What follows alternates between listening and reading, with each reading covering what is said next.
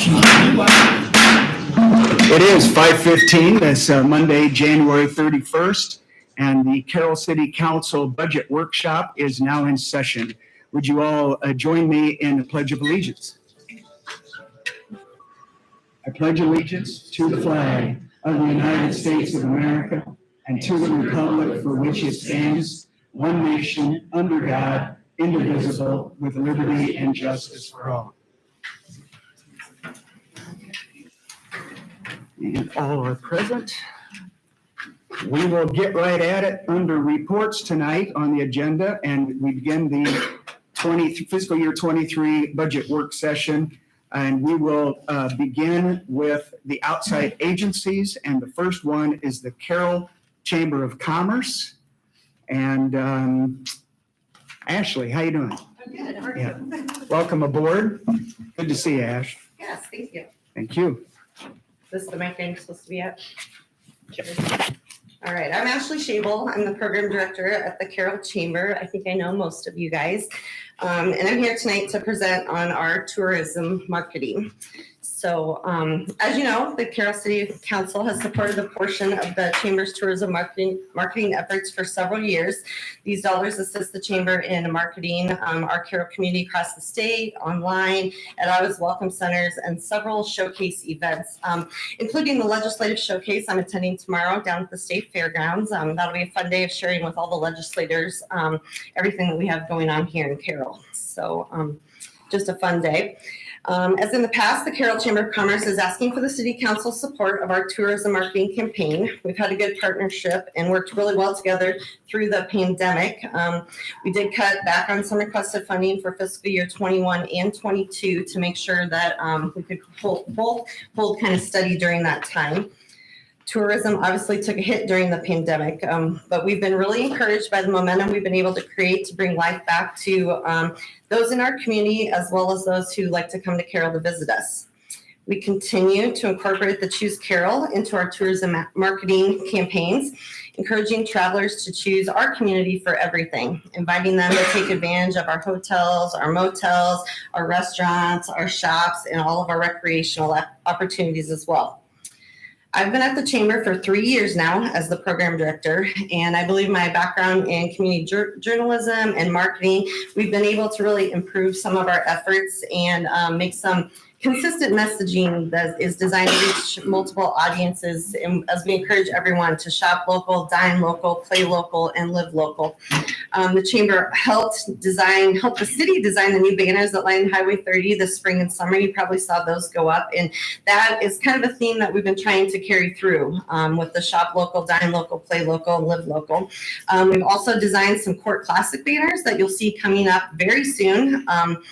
As our Chamber team works hard to promote the community and drive traffic through all of our programs, such as the Court Classic, which used to be the Hoop It Up. We had to change the name. And as of today, we have 63 teams registered for our February 19th and 20th tournaments. So as you know, we've had a weather cancellation previously and then with COVID. So I think people are really excited to get that event back going, and it brings a lot of people to town into our hotels and our restaurants and shops that day. So I'm very excited to be at 63 with a couple weeks to go yet. So Carroll Band Day, the Color Run at Swan Lake, those are also events that the Chamber organizes that bring visitors to town and allows them to experience everything that we have to offer here while they're here.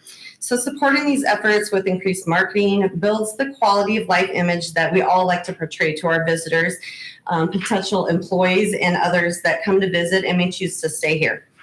The Chamber organized the first Live and Local concert series this summer, which was a big event. It offered free music entertainment on the last Thursday of the month, May to September. I think I saw many of you guys there. It turned out to be a very well-attended event down in the Central Business District. We had a lot of businesses sponsor things, and we're already excited to get those going again. They brought a lot of people into town, not only our local community, but a lot of visitors, and just a great way to kind of get things back after COVID, I think. Another big event we added this year is kind of part of tourism. We did horse-drawn carriage rides to kind of promote Small Business Saturday, and the horse and carriage came down to the depot, and we had lots of visitors during that day. A lot of people I didn't know, so I think, obviously it did bring people in. So that was a big event. A lot of good feedback on that, and hopefully that's something, with some tourism marketing efforts we can look at doing again. Our tourism market efforts were also in full swing when we hosted the state baseball tournament this summer. We were able to reach out statewide with that and invite people to our community. We did a really good job. It was a lot of fun, and I've been told that we may get an opportunity to do that again. So very exciting. That was a fun time. And just neat to see visitors across the state and invite them in and to show off our community and what all we have here. So with that and everything that we're doing on the tourism marketing, I'm requesting $28,000 of support from the city of Carroll to continue our statewide tourism marketing efforts. It is a little lower than we have asked in previous years. Not a lot, but I think that amount we can do what we need to do and get everything accomplished. I think working together, we can continue to promote our wonderful community and just continue to remind people why we choose Carroll. So that's kind of my spiel. I'm welcome any questions that everybody has, and thank you for your time tonight. Oh, we're not going to let you get off that. All right, I was hoping not. I'm prepared. I certainly don't have any questions. Does anybody have any questions for Ashley? Chamber related? I guess we are going to let you off that easy. So. All right, thank you. Good to see you, Ashley. Thank you, you too. Yeah, thank you. One item to note has nothing to do with Ashley, but just on that page 153, this is mostly for the new council members. You'll see there's $100,000 just below that line item that is planned for the fiscal year 23. And finding out from Mike just this week that is a previous commitment that former previous councils have made towards the Sauk Rail Trail city portion for the trail project, the trail resurfacing. Just in case you have a question about that, I just want to bring that to your attention. And just to kind of maybe clarify a little bit more, we were approached by Carroll County and Carroll County Conservation about doing a joint project. Actually, Region 12 wrote the grant to the Iowa DOT for that project. Just over $800,000 was awarded for that project. Local match was $100,000 from the city of Carroll, $100,000 from Carroll County for that project. So it's $1 million project, and that will resurface the Sauk Rail Trail from Swan Lake through the city of Carroll out to Carroll Coolers. So it'll go from asphalt to a concrete surface. So I know there's a group working really hard to do fundraising privately to take that from Carroll Coolers out to Maple River. And then that would actually make the entire surface concrete, except some of the road crossings. There are some that are still gravel in those cases, but should improve that surface. So that's what those dollars are. Thank you. Well, wasn't that if we didn't give that, they wouldn't get the other grant? Correct. If well, it was a local match to try to make it more competitive. Yeah. Okay. Any other questions or comments on that line? If not, we'll keep things moving forward. And next on the agenda is the presentation from the Carroll Area Development Corporation and Kimberly Tiefenthaler. Good evening, Good everyone. A lot of what we're going to cover is in the packet that I think you received, and there's a piece that's in that packet that is called our Partners in Progress, and it's going to have some more description and more detail of some of these things that I'll talk about. But I think you also have an overview in front of you that is kind of bullet points that I'm going to go through tonight. So I'm going to go through this kind of quickly because I know you've got a full evening ahead of you. So out of my respect for your time, but certainly will answer any questions that I can afterwards. So who we are and what we do. We are the Carroll and Carroll County Economic Development Arm, providing resources, making connections, and the vital liaison for many economic development activities that take place throughout the city and the county and the state of Iowa. Our mission at CADC is to provide support to the existing industry base, assist in the establishment of new industry, and works to enhance the quality and for place for residents and businesses throughout Carroll and Carroll County. So more specifically, what we do and how we spend our time. Site location services is the first thing on the kind of the list that I gave you. One of the resources that we use throughout the state of Iowa is called LOIS. It is a location one information system. It's a statewide site, and it's our job to make sure that all of our information about available sites is up to date, so that from Des Moines, if they have a potential business that's looking for a site, they can pull up information specifically. And if our information is up to date as it should be, then they will be able to tell Carroll does have a match for this business, and we need to refer this business to Carroll, and that gives us a lead. So that is a very important site to keep up to date with, and it is pretty extensive as far as the information that we need to load onto that site. Those site locations are also on our CADC website, so that's another resource that we make sure that information is available. Going through the process of having and determining shovel-ready sites, that is also a process that we go through and that has been done and updated. And that process is, there's something more additional information, more in depth in this Partners of Progress piece. And also working with local, regional, and state partners on site locations and making sure that we know what we need to be doing and that we're doing that as well. And looking at existing business and industry programs, so BR&E, which is business retention and expansion visits, are made to existing businesses and industries, asking key questions to determine needs, barriers, and to identify opportunities. This is a part of the greater program called the Best of Iowa, which is business expansion and strategic trends, a statewide business retention and expansion program. So you can understand, especially in the days that we're in rural Iowa, business retention and expansion is crucial. So that's a very important communication piece for us to get out and visit with our businesses and learn where they're at, what they need, what should we be doing for them to assist them. Another initiative, Retail Coach, new in 2021, is data sets specific to existing businesses throughout Carroll. This data was received from Retail Coach and helped business owners to understand their visitor trends, leakage, and opportunities for growth. If you would happen to visit with any of the businesses that did have this data in front of them, it was very good data that they were able to use to make some pretty good decisions. So that has been a good thing. Also, we are a conduit for additional tools. So tools like the Small Business Development Center, tools like Region 12 and the revolving loan funds that we partner with to make sure that if that funding source is needed in a business project, that we're certainly conveying that information and making sure that we're available to assist with those applications and everything that's involved with that process. And certainly want to be in partnership with our local banks as well. Other tools through DMAC and through our university systems, through IEDA and many more. I guess one thing I learned with my previous position is that there are so many tools available, it's hard to know.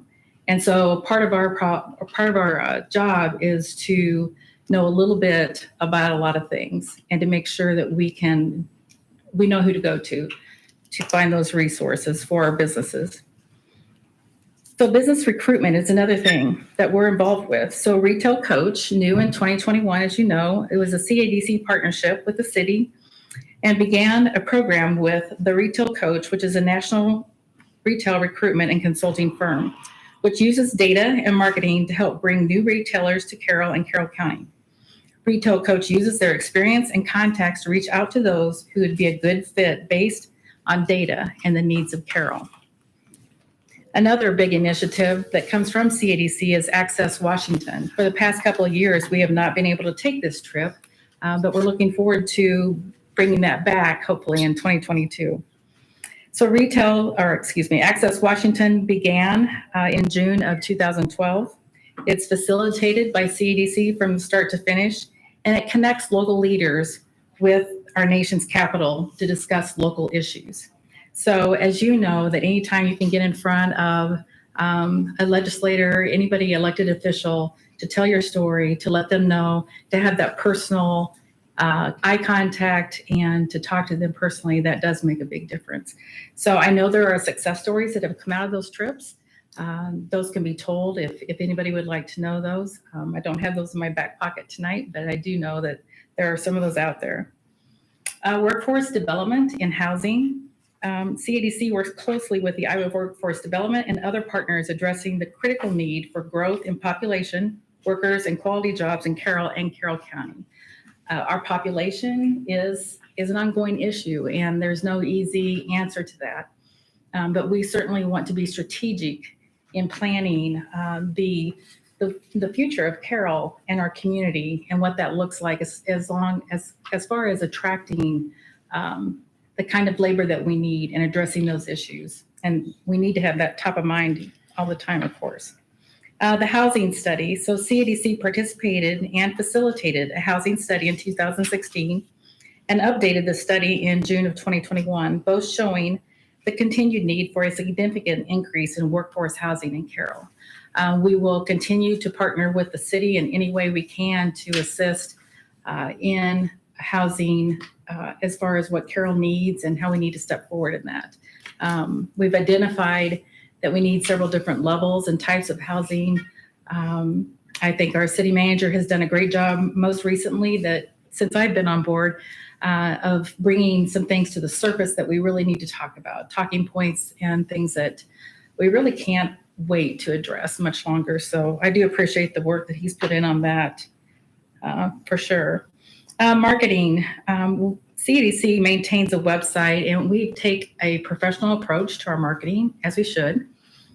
Golden Shovel Agency is an agency that we use to make sure that that website is constantly updated and that there is very relevant information. There are articles put on that website constantly to make sure that our story is being told and that we're getting the reach that we need through that website and through the social media that takes place from that website.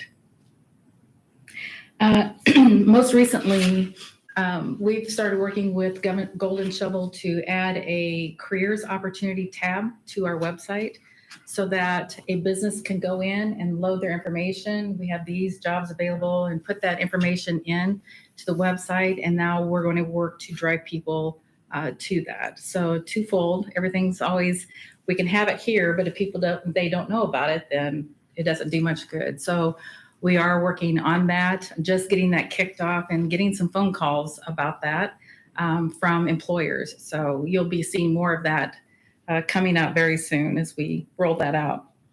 Western Iowa Advantage would be another regional marketing partner that we are involved with, in partnership with, and is a valuable partner for CADC.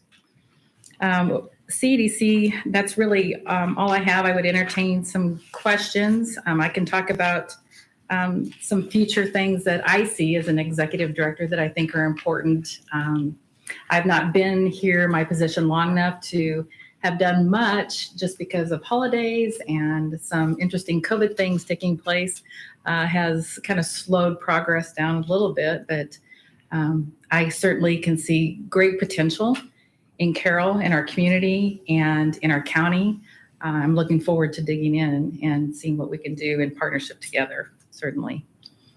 Any questions? Yeah, you've asked for a $5,100 increase. Could you explain the reason for that? Yes.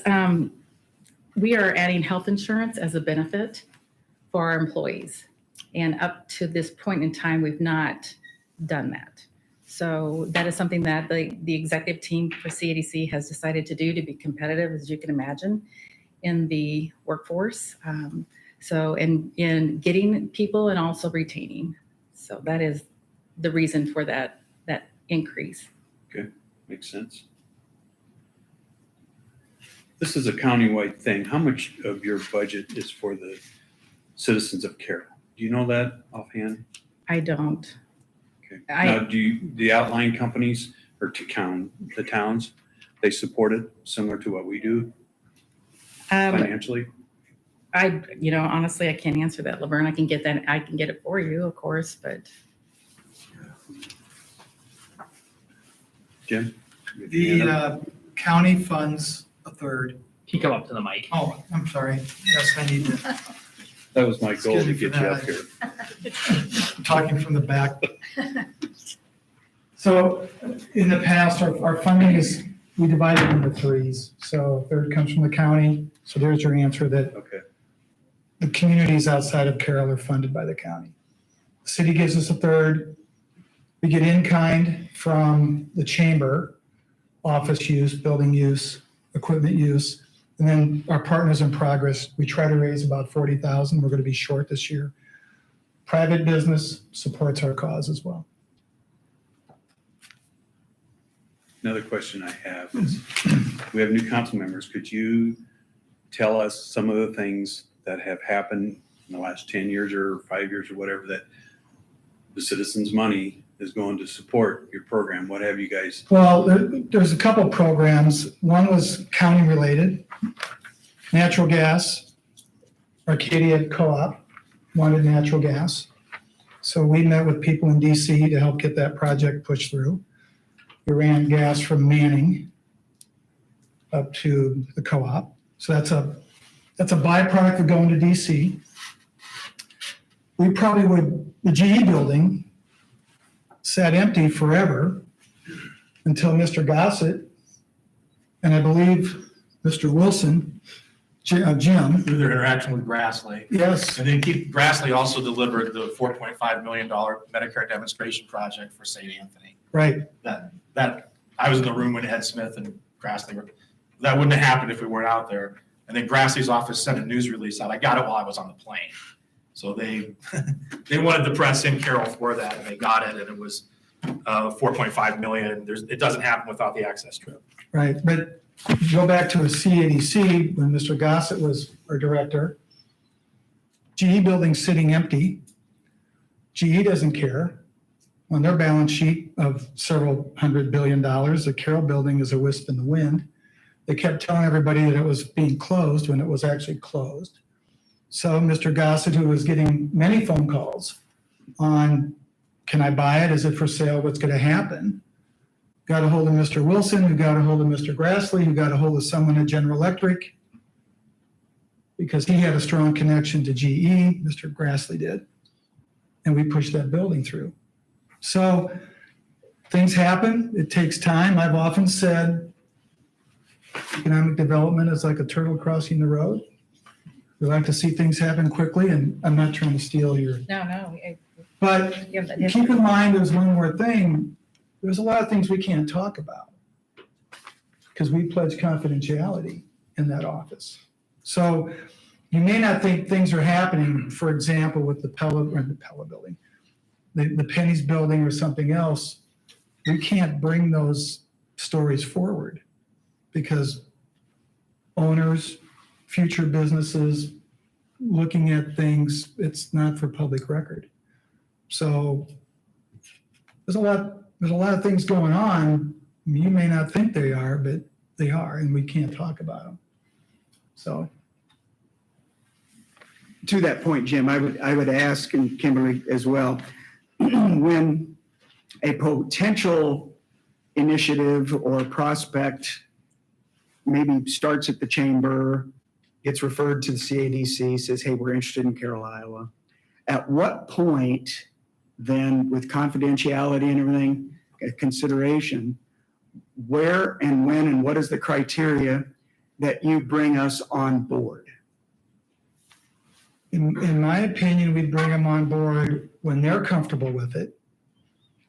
And there are some people that don't need assistance. They're just seeking information. So they may not need financial assistance. They may not need anything from the city other than a zoning.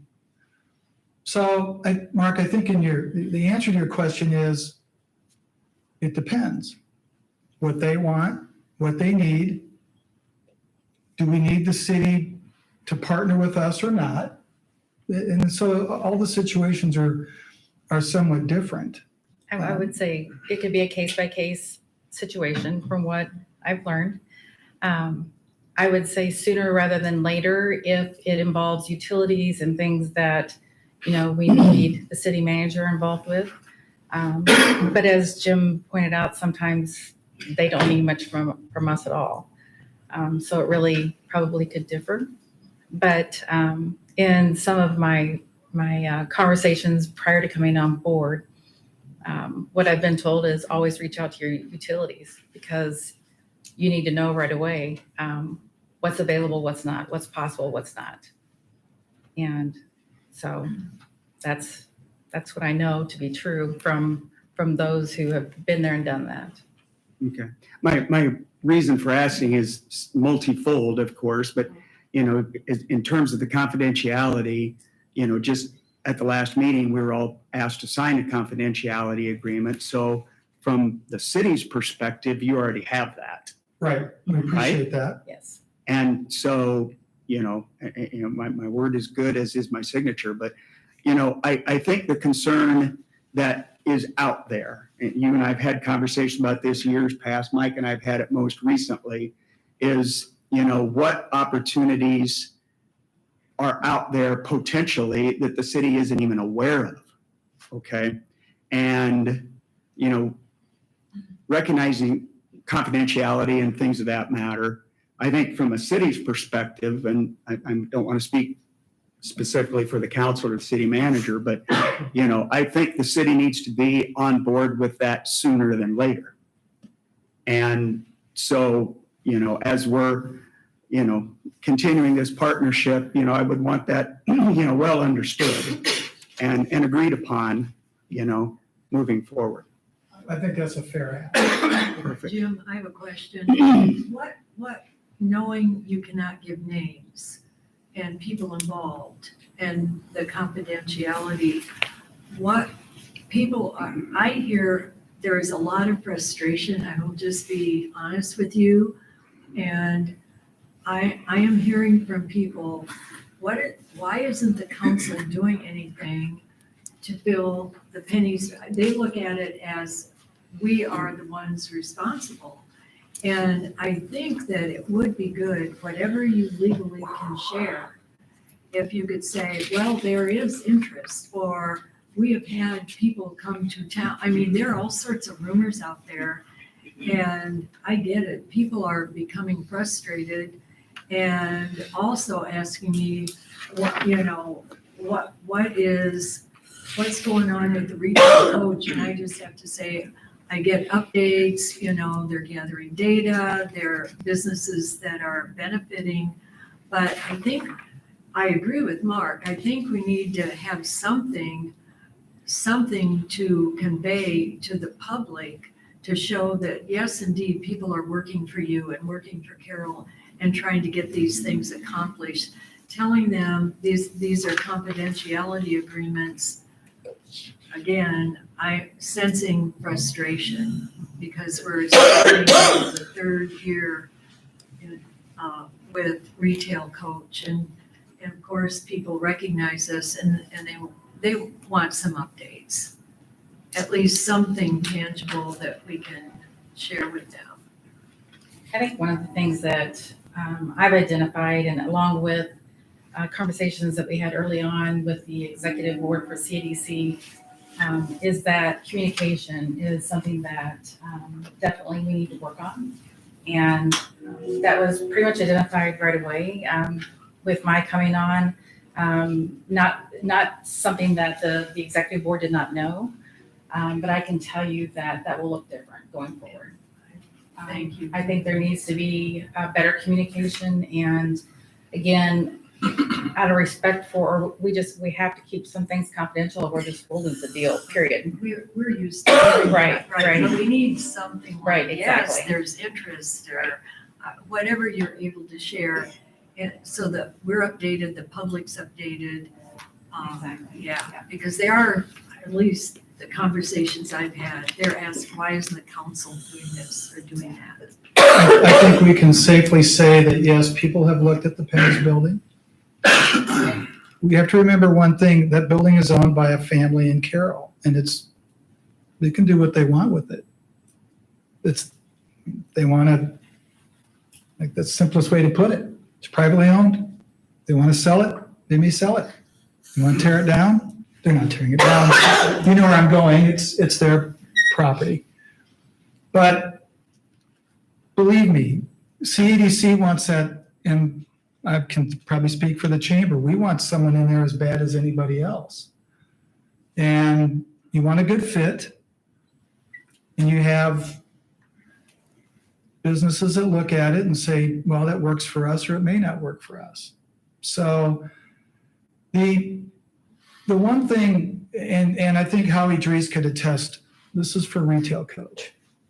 His expansion on his building is done. He got that done because of Retail Coach. So I'm going to speak maybe a little bit out of line for Howie, but he has a top line appliance line that he can take on. But that company would not sign with him because they didn't think Carroll had the metrics, the population within so many miles around Carroll, or the household income. Retail Coach proved that. He sent it off to his supplier, which it's already one of his suppliers who carries a top end appliance line, and they allowed him to take that on. He sold that in because Retail Coach had that data. And that's why he's doing the building that he's doing. That's a success story. And that's not someone new coming to town. That's just a line extension of a product line that he has had requests for. So slow in coming, it is successful. He has a product line, he remodels the building, we all win.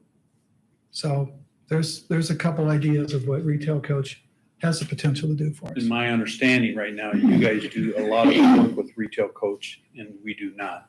And that's part of your wages, Right. your money you're asking for. So all If you the, didn't have that, you wouldn't have the ability to work with those people quite so well. I think, yes, that's correct. And one of our local businesses offered up all of his phone data. You go in and buy at this particular retailer, they're tracking you, right? So his data was available to any business in Carroll for free to see what kind of traffic, what's his big day. It's a large retailer, by the way. What's his big day? What's his big hour? How long is someone in his store? Where do they go prior? Where do they go post? All that information is free. That's the one thing else about Retail Coach. Any merchant in Carroll can access that data. Just have to call and ask for Matt. It's available. So I think it's a good move for us. Our competition with peer communities is going to be very intense. And when we had a site selector do a on-site, we had a Zoom meeting. And he said, yeah, you can go through your community and say, well, we've got good streets and we've got good police and we got safe community and schools and hospital. That's all very good. But the selector said there's 12,000 towns in the country just like you. What sets you apart from them? We have to set ourselves apart. So that's quality of place, what we talk about a lot. Sorry, I got preachy on that, but I thought that was important when this gentleman said, what separates you from everybody else? And that's what we have to work for. That's what we try to do with CEDC and our chamber. I think what you just did, going through what has been accomplished, knowing people are also looking for businesses to come to Carroll that will set us apart. I think this communication with you and Kimberly is excellent, and just people need to keep hearing. Right. I think to reinforce your message. Well, So thank you. sorry. No, I appreciate, because I'm so new, I appreciate having Jim here and Mike Franny as well to speak to things that I don't have the knowledge, of so readily like Jim does. But yes, communication is essential. And if we're going to be partners and work together, then it just has to be. So that's definitely top of mind for me. And as always, we thank you for all the support we've gotten from the city. Thank you. Retail Coach's fiscal year 23, the third and final year for Yeah, the so initial agreement. We're starting our second year. Okay, But so we've paid fiscal year 21, fiscal year 22, fiscal year 23, which is the budget we're working on right Right. now, Right. would be our third year for the Perfect. project. Perfect. So the contribution is the 82,000 for the regular CADC and then 50,000 in addition to that for retail coach. Right. Yeah. And And the then- 50,000 comes out of local option Correct. sales tax. Any other questions? I do have Fo- a question. Go ahead. I see in the workforce development housing, your housing study, define workforce housing.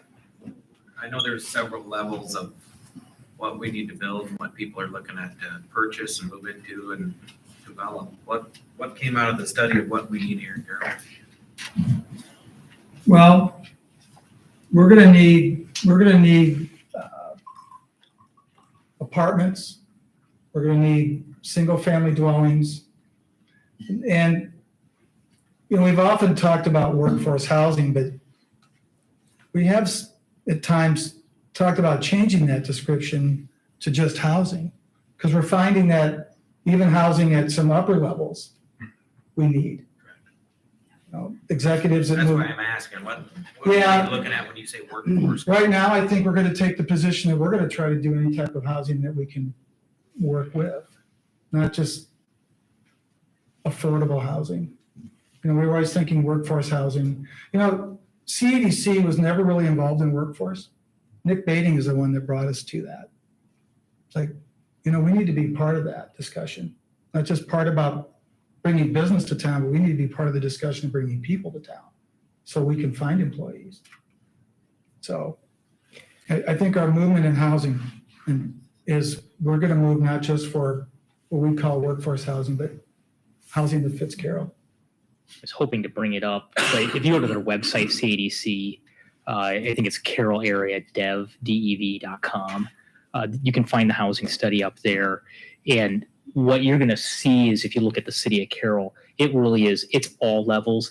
There's like a midpoint level that we actually have sufficient housing, but it's low end workforce, entry level housing, all the way up to high end housing. And you will hear stories at all levels.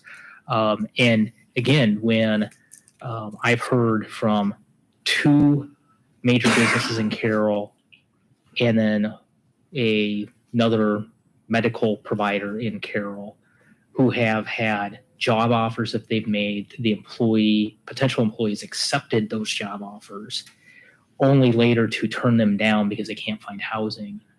And all these positions are $100,000+ a year positions. I mean, these are people we want in our community. So it workforce, it means all levels, and maybe we should drop the nomenclature, but it's not just. And that's the only reason I'm asking. Yep. Is what defines the workforce? Where do we start at? So- It's all levels, and I think there is a lot of discussion of that the lower end of the price spectrum, it's difficult. You can't build a $150,000 home.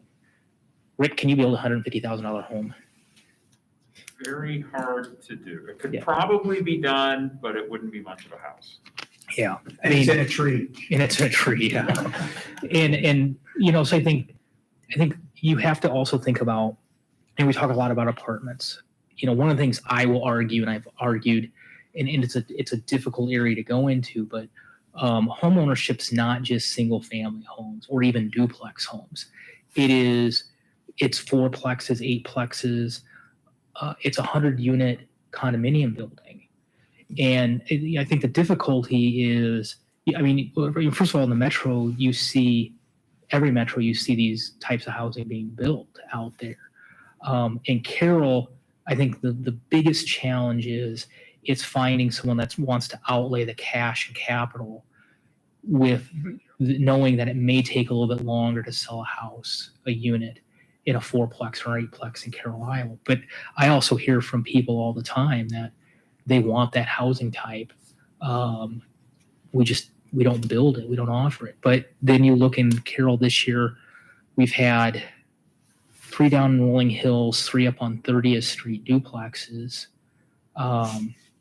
I know the 6 units on 30th Street are sold already, and they're still under construction. And I believe most of the ones down Rolling Hills have also sold or have been at least spoken for. And so I think that does indicate that there is a demand, and people attached housing styles can work in Carroll. And that's what's going to drive your costs down. I mean, you think about a lineal foot of, we're talking about Adams Street and how expensive Adams Street is. We'll now go out and think about those dollars in a new neighborhood. You're talking the same type of expenses we're facing. The developer has to put that infrastructure in. So, you can put 4 units on 200 foot of lot frontage, or you can put 8 units on 200 foot of lot frontage, where you drive your costs per unit down. That's the only way you're going to make affordable housing is through density and the number. Now, it doesn't have to be all apartments. I still argue we need a broader mix of owner-occupied units beyond just single family, though. Sorry, I didn't want to talk today on this, but So, in short, all types of housing is what we're trying to, that's going to be our mission.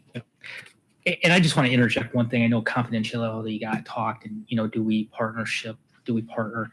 Just even last week, we're having conversations about a potential development that may or may not ever even come to Iowa, let alone Carroll, Iowa.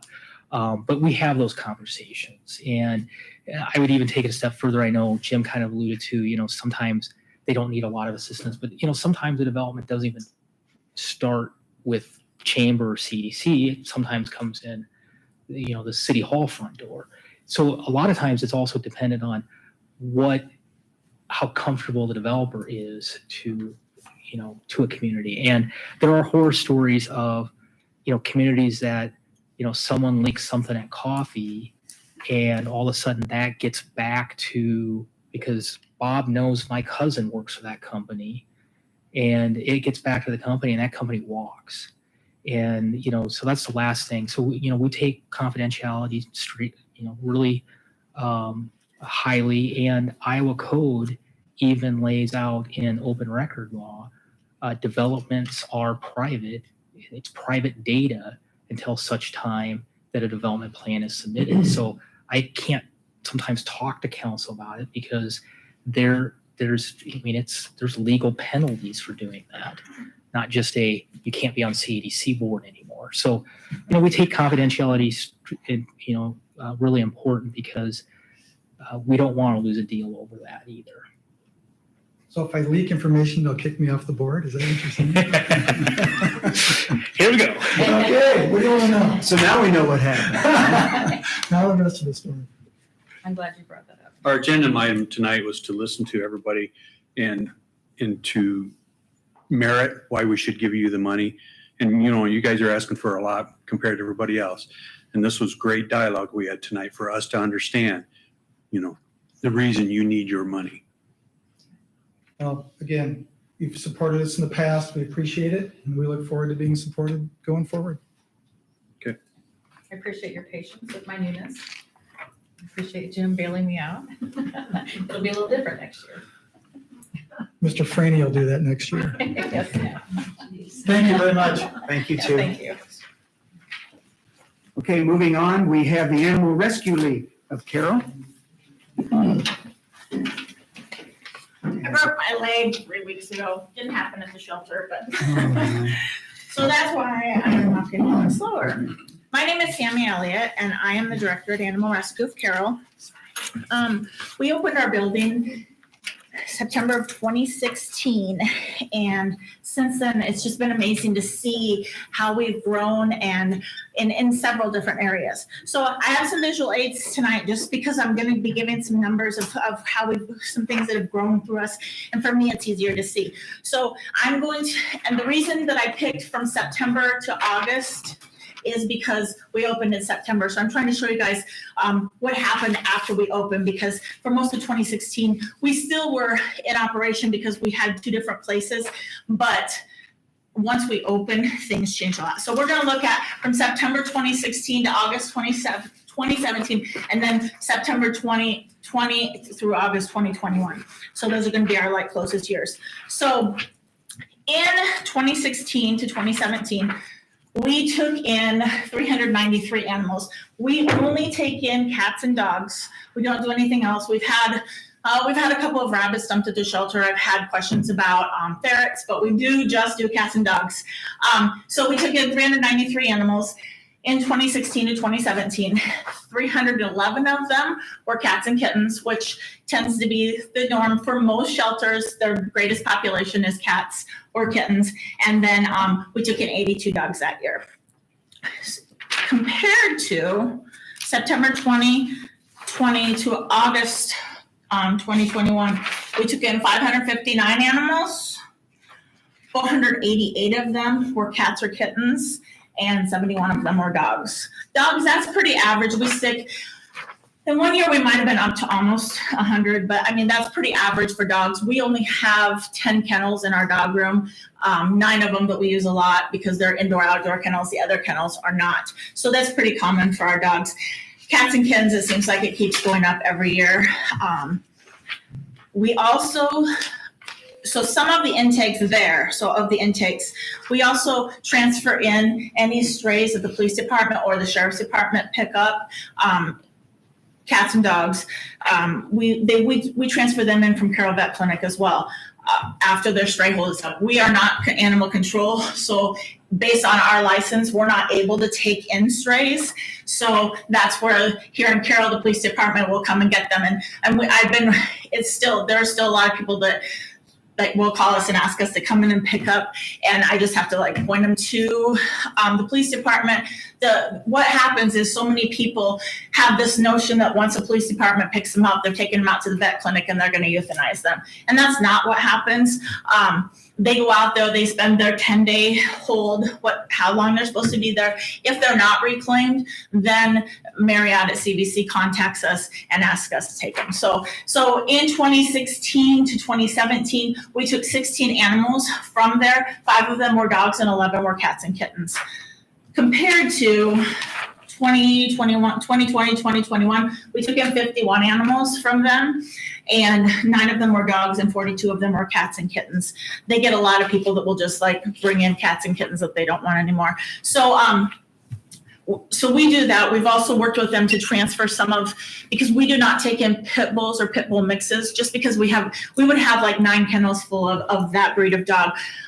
But we do help to transfer them to other shelters that do take them in. So we work with them as well. We also do work with some other of the vet clinics. We work with Manning Vet Clinic, so we're able to kind of keep our costs down on some different things. So in 2016 and 2017, our annual budget was approximately $41,000. It has gone up significantly since then. It's about $117,000 now. A lot of our costs come in spaying and neutering of our animals. The majority of our animals come in not fixed, so then we have to get them all fixed because per state law, we have to have everybody fixed before they leave our custody. So we do have some vet clinics that we work with where we get a reduced rate for spays and neuters, so it's not as outrageous. We're also lucky because we have Dr. Mike Davis that keeps his vet license current. And so we're able to order we can order all of our vaccines so we can do them on site. We also are able to order almost all of our medications on site, and he consults with us as well. He's at the shelter a lot, and he can diagnose some of the main basic things at the shelter, and so we don't always have all of those fees because we're getting it as shelter cost. Mike's gone right now, and so we're lucky enough to have Dr. Drew Noel is filling in for him, so he's coming out and from Carroll Vet Clinic and filling in with us. And then the other thing that keeps us going the way that we are is our volunteers. So when we first started, I had probably 25 to 30 volunteers that were coming in. Now the volunteers come in and do all kinds of different things. We have people that come in to do cat tours. We have people that come in to do dog tours. We have people that foster. Most of our kittens that come in go right into a foster home. A lot of them are young ones, neonatals that need around-the-clock care. Jolene takes care of a lot of those for us. we have people that come in and clean the building. We have people that come in to transport animals. And we also have people that help with fundraisers that we have. Our fundraisers they're starting to pick up a little bit more now, but COVID hit us hard for fundraising. Our best fundraiser through COVID was our can drive, which people will bring out their pop cans and bottles. And we then take them to the Redemption Center. So when we started, we had 25 to 30 volunteers. Now we have approximately 100. We're probably more than 100 now. I didn't do an exact count. I was just kind of trying to figure it out in my head. But the volunteers, I can't tell you how amazing it is to have all of them there and helping, and that they're doing it just with no pay. But we have people that come to adopt I think since I've been doing it, I think the furthest that we had somebody come to adopt was from South Carolina. Somebody flew in, adopted it was a Pomeranian. It was purebred, and evidently Pomeranians are not easy to find. So we had somebody that flew in from South Carolina to adopt a dog. And we also have people that have come from Wisconsin, from Minnesota, a lot of different states, a lot of area states. But we also have a lot of people that come to us from Des Moines, from Omaha, from Sioux City. All three of those big cities have multiple animal rescues or shelters, but people come to us. And I a lot of times will ask people, because we have some people coming for 2 hours, driving for 2 hours to get a kitten, which we love our kittens, don't get me wrong, but I mean, why are people driving 2 hours for a kitten? Sometimes it's because of a specific breed. Sometimes it's because we also will hold them. Somebody applies for one, we'll hold it for them. In the big cities, they won't do that. It's kind of first come, first serve. So that's a big thing. I also have a lot of people that say they come into our shelter and they're amazed at how they're like, wow, you can smell the animals, but it's not like overwhelming. So they like the fact that the volunteers do an amazing job of keeping things clean. They also like the fact that we know our animals, because it may seem like we have a lot of animals, but my volunteers that do tours in either one of the areas, they know the animals. And so then when we get applications in, we're able to let everybody know this would be a good fit. This probably wouldn't be a good fit, but this would be a good fit. And people really like that. Even people in other areas, when I've asked them, a lot of times it comes from recommendations from other adopters as well. So that's for us pretty much in a nutshell. Any questions? Very good. Any questions for Sammy? Thank you. No, thank you.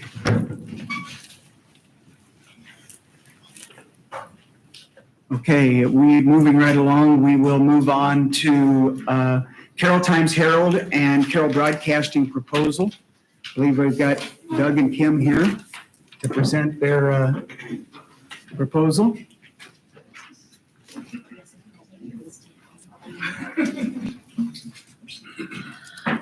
Good evening. Thanks for allowing us to come in. Doug had called probably about 8 weeks ago and said, hey, I think that we could really come together and do this joint effort and work together to make Carroll a better place by, making our the radio and then the newspaper a collaborative effort when we are talking about this, so we can coordinate the same message so that everything gets out. It's the same message. It's not different bits and pieces. It's the same message across the board. You guys, I'm assuming you have a copy of everything that's in there. Is that correct? Kind of what was presented that Doug sent? It's being displayed like on the screen and stuff, so we can go through it. Okay. Okay. Okay. For Carroll Broadcasting, the ads that I went with were 60-second commercials. Those can be tailored down to 30s. We can convert them over if there's a particular topic that doesn't require a lot of explanation, those kind of things. So we can convert them.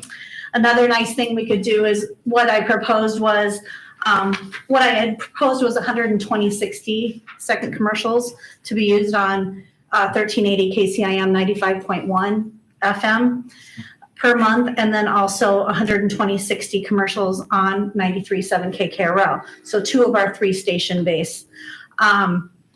If we converted those into 30s, it'd be 190. So you'd get very, very good repetition with different topics.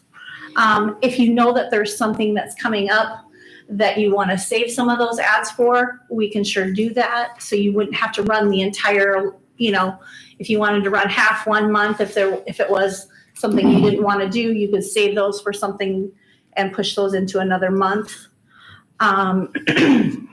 We do news stories, press releases, those kind of things at no charge. Those only last 24 hours. We do put them on our website and such, but once that's gone, I don't know how many people will really go back and take a look. So this is another way to get the different messages across that you're trying to let everybody know about. Let's see. It's really. I think that's about basically it, So I was at the strategic planning session, and this proposal, first of all, Kim and I work on a lot of things together. Some people think that the radio station and newspaper are competitive, and yeah, we are. But my late uncle, Jim Wilson, who was mentioned before by Mr. Alwyn, and your late father worked together on so many things. So we do a lot of things, usually like behind the scenes, together. But the radio station, Carroll Broadcasting and the Carroll Times-Herald, historically and today have a really good working relationship. And when we get a message in stereo out, with giving her media more credit than print, when we get a message in stereo out, it really tends to have an impact in the community. So what I heard at the strategic planning session was this, that the city staff was interested in having a public relations director. The cost for that, with benefits and everything, would have been $70,000 to $100,000. What I also heard was that there was great frustration with misinformation in the community. That everybody can have their own opinion, but we should all sort of work with this. Well, not sort of. We should all work with the same facts. So when you collectively decided not to elevate the proposal for a public relations director, after a couple of members of the council reached out to me, I thought it made sense to go collaborate with Kim and come back with a proposal that was far more affordable to be able to get out a lot of really important information on what's the city actually doing, how our tax rates actually compare. Mark's last column was, I thought, terrific, promoting the tax abatement that's available on home improvement. And if we can get that message out with repetition, just on promoting that message alone, Mayor, I think we could do a lot of, So yeah, you see the ad come up. Yeah, now. so we have these are some of, and these are just what we call spec ads. These ads are not approved. I did put this ad on Facebook because the Carroll Times-Herald intersection with Facebook gets a lot of traffic. We get anywhere from 1,500 to 18,000 views, depending on the ad, depending on the time of day. So the proposal is to have these ads go on the radio, to have them go in print, and then to have them go on our Daily Dose newsletter, which goes out to about 2,000 to 3,000 people. I'd have to get the exact number on that as of today. And then we'll also, put it on Facebook. And the goal will be to have information on street projects, like tax rates, opportunities for people to interact with the public. And just, I can still hear, Laverne's words from the strategic planning session when Councilman Dirk said, how much that he wastes a lot of his time just trying to correct misinformation. So you still have 2 locally owned media organizations in Carroll. That's rare. Carroll gets compared a lot to Pella. There's no newspaper in Pella. Carroll gets compared a lot to Spencer. That's owned by a chain, and I'd invite you to take a look at that paper and ours. And then not every community has a terrific, organization like hers. So this is something you were talking about, separating quality earlier. We provide that. So what we're asking for, you have the proposal there. We'll listen to Kim's terrific ads in a second too. We're asking for a month-to-month opportunity, but we'd like a year to prove this. And we'd like to start in February because there's a lot of really important things happening right now. And then we'd be willing to come back at whatever point, after 3 months, after 6 months. I mean, you got to give us a couple months to make it work. And then see what you like, what you don't like. The proposal would be for, the radio station and the newspaper. We cover the meetings. I've covered the council for 25 years. And it would be to put together just the facts information on what's happening, where the city is financially, how people can interact and communicate with you. Get that out there and try to cut through some of this misinformation. I think the toxic fever swamp that is social media, I think in many ways it's destroying the Carroll that all of us knew. And this is one way I think we can sort of help to rebuild that. I think with what Mark's doing with the column and what we're doing with our coverage, I hope we can rebuild some of that trust and get back some of what we've lost to that fever swamp. So anyway, you've been looking at the ads, Laura, do you mind rolling through them? So those are on the comparative tax rates, the consolidated, and the city levy. And then there was an ad that you saw cycle through on the tax abatement opportunity for home construction, home improvement, remodeling, which is a great program. And then we had one on we have a mayor now who has regular office hours. We have not had that since Hip Keenapple was mayor. We've had terrific mayors since then. No knock on them. They just have different, job, family responsibilities than Hip Keenapple or Mark does. Do you have the ads? Yeah, could you access the radio clips? They're really good, I think. Kim did a great job with them. This one is John Ryan produced, and it's based on the property taxes. Everyone wants to keep their property taxes low. Did you know that in fiscal year 2022, the city of Carroll has the lowest consolidated property tax levy in the state of Iowa for cities between 8 and 12,000 people? That's according to the state of Iowa records. You see, Carroll benefits from a few important factors. First, we have a nonprofit medical center in St. Anthony Regional Hospital.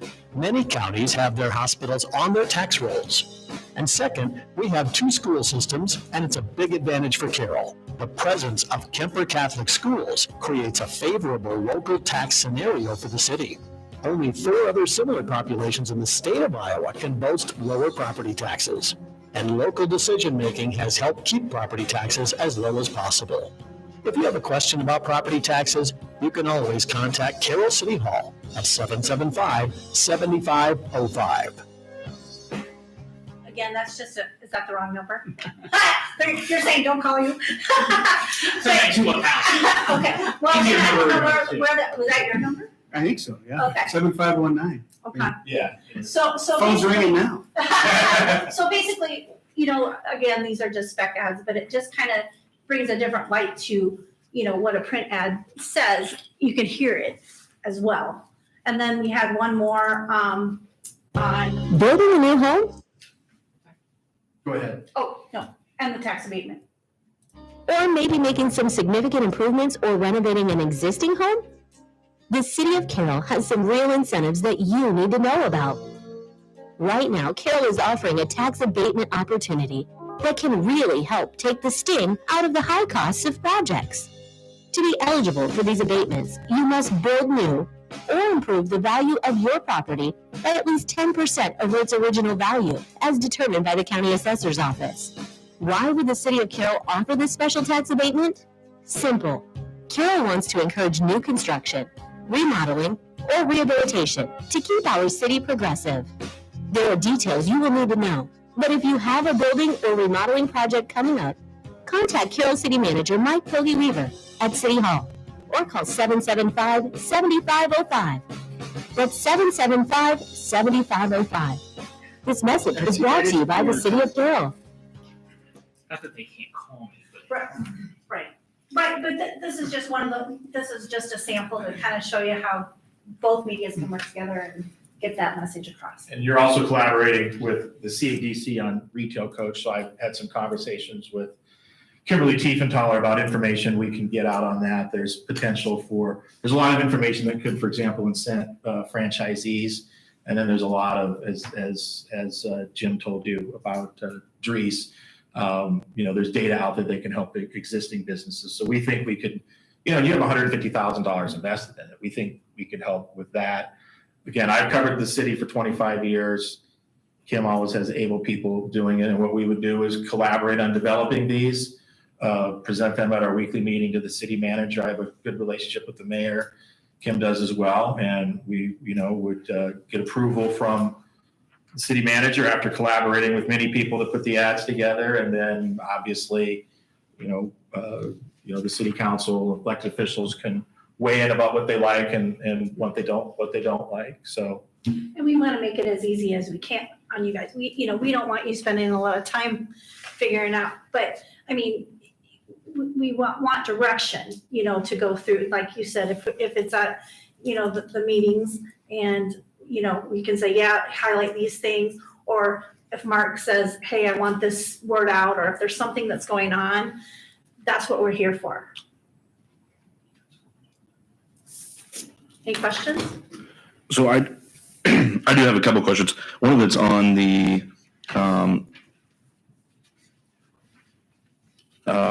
shoot. Total brain fart there. Got put on the spot. Yeah. I thought I had it all right there too.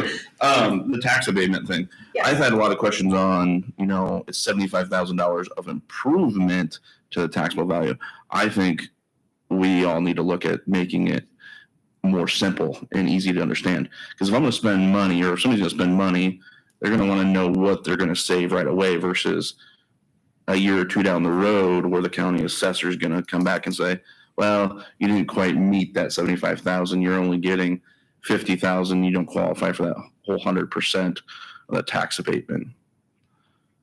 Totally understood. That's an excellent point. So what we could do is we'd run that initial ad, but then run some follow-up ads stressing your point, because what will happen is you will get feedback to our news coverage, and then you will also get feedback to these ads. Then you can come to us and say, look, Doug, like, people need a little more clarity on this. I think it's better if we take, and because you do advertising and you run a successful car dealership, so you could, sort of be A/B testing. We'll have some ads that will work well and some that will need improvement, and you'll be able to guide us on that. And so we can hone the message, refine it, and follow up.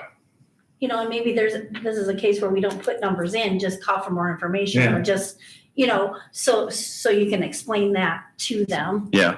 Because people are going to hear and read what they want to, And so I'm guessing that when there's a radio ad that's going to be ran, there's going to be a news article, paper-wise. The ads will be coordinated. Okay, Yep. and the reason I ask that is lowest taxable values in communities 8 to 12,000 people.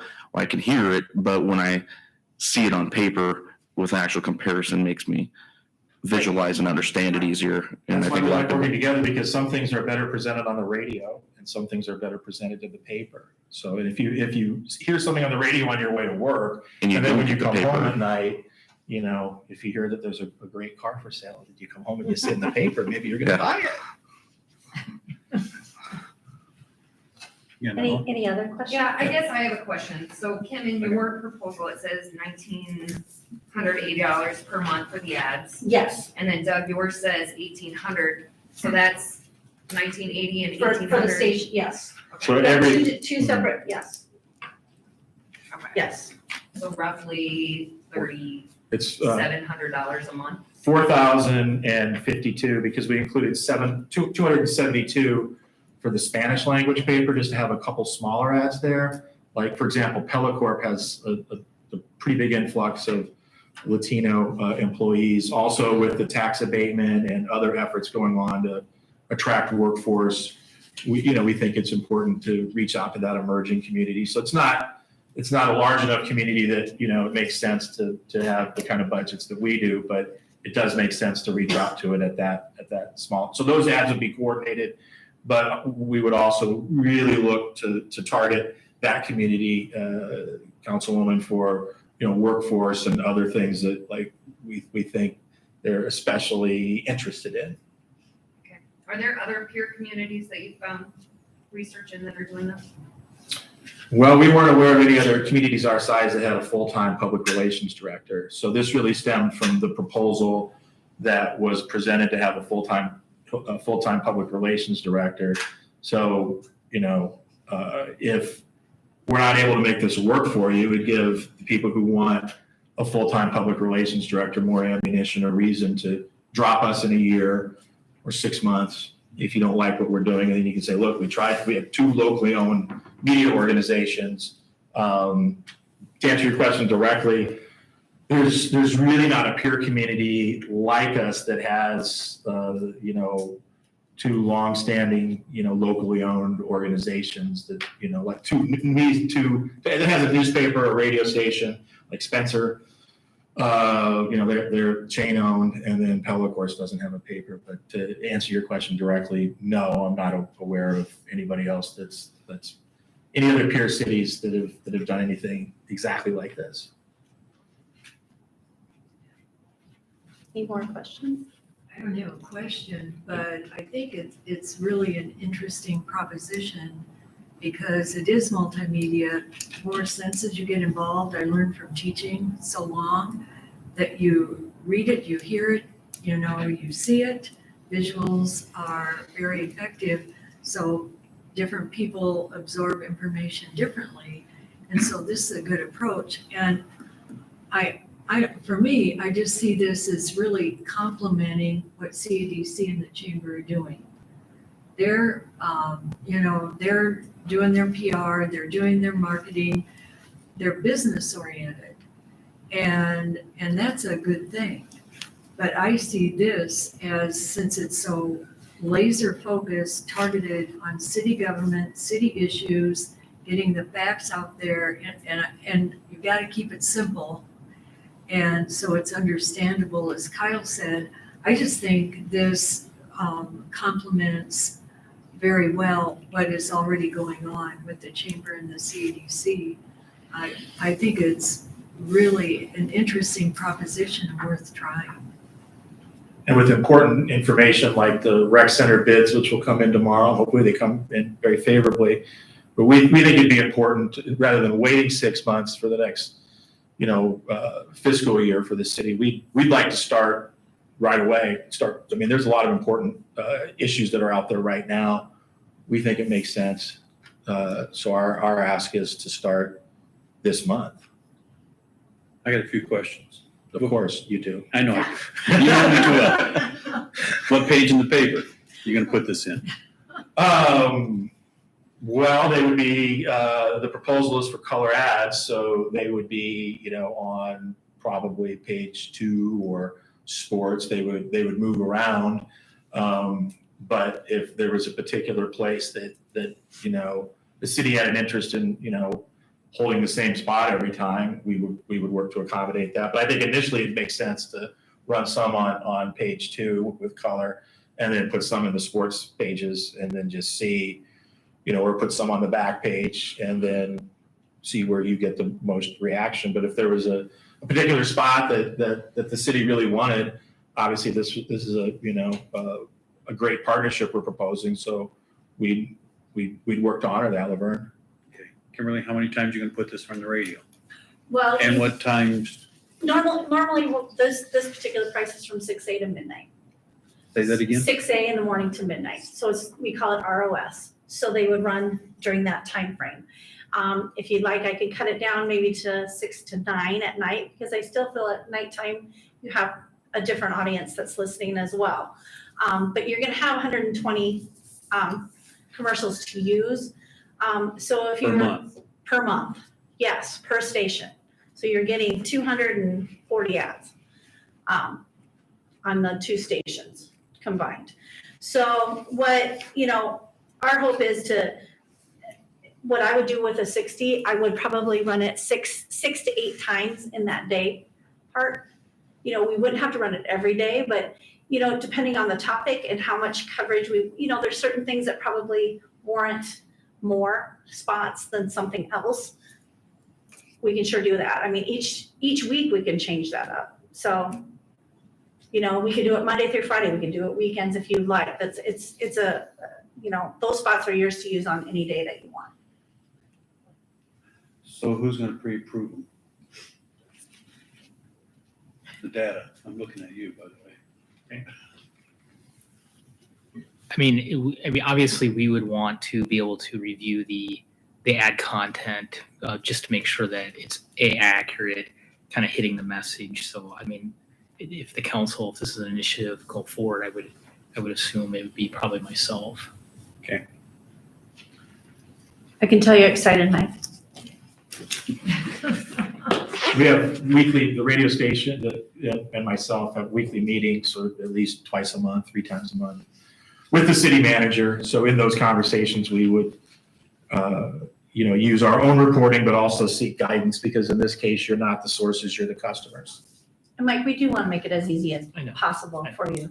I mean, we And don't then want to if- make it like, oh my gosh, I have to do this, And then Kim, one other question, Sure. with the proposal that you have, Yeah. are you able to tailor that to where we're running certain ads at prime time, where people are driving to and from work to target certain things? If you're running that many ads, you're gonna get prime time. So if you want me to narrow it down, I can kind of figure out, I could send that to you and tell you if you just wanted them to run like between 6 a and 10 a in the morning, and 11 and 1, and then 3 and 5 o'clock, 3 and 6 o'clock. We can sure do that. I mean, I can come up with something that, Sounds like a How's lot of that? trial and error. right. Yes. Where's the money gonna come from for this? We just want to make you happy, and we want to get the word out as well. I mean, right now, we do not have this included in the fiscal year 2023 budget. So, I mean, there's a lot of different sources. If it's an initiative the council wants to move forward, there's a lot of different sources. You could look at local option sales tax, hotel, motel, possibly for some of those dollars. I mean, we would have the funding in both of those sources to cover this if that's a desire of the council. And I would say, I have a good working relationship with Kim and Doug and their staff. So I think they'll do a good product if this is the direction the council wants to go.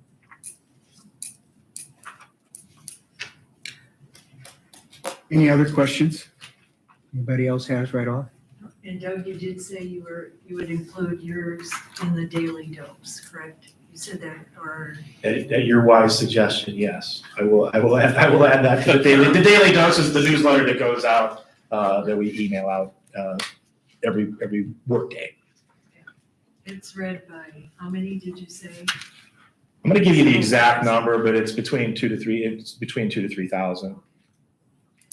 Because I think on the internet, I think people like their news that way too, not just print, but electronic. I think that another question that I have is, we still have one other local media source in town that's not a part of this conversation. Say he opts to come to the city with a similar or cheaper route, and we've already committed to something. Are we going to commit to him as well? We're news media organizations that cover the news, and they're the newspaper, or we're the newspaper of record for the county and the city, and that's the radio station. And our news is largely based in the city of Carroll and Carroll County. There are multiple other media and advertising organizations abounding. So we think that what we bring is we're in here covering these meetings, and then we're, actually officially recognized news organizations by broadcasting associations, by the county, by the city, by the Iowa Newspaper Association. And, we both, we publish a lot of news, and they run a lot of news. So we do have an advertising that goes out with, it's a product that goes out with just advertising. We're not looking to include any of this material in that product. I mean, JJ, I agree. I'm sure,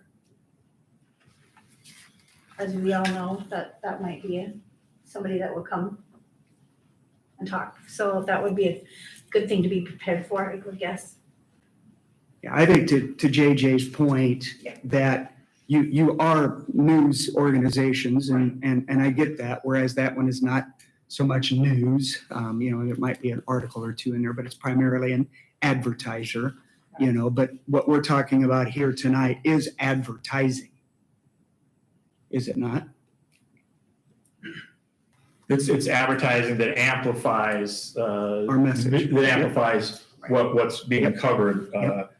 So we'll have access to that information because we're actually covering it and then we're looking to Right. amplify it. But yes, it is Sure. advertising. I mean, it's how you butter your bread. I mean, we all get it. We're You don't get paid for reporting the news, you know, it's just a We're- public service. Yeah, we're Carroll based and Carroll centered, and we work to boost this community, and the majority of advertising that we have is for the city of Carroll and for Carroll County. Yeah. So we certainly, we cover Lakeview. I like Lakeview, but the majority of what we do is like right here within the Carroll retail trade area.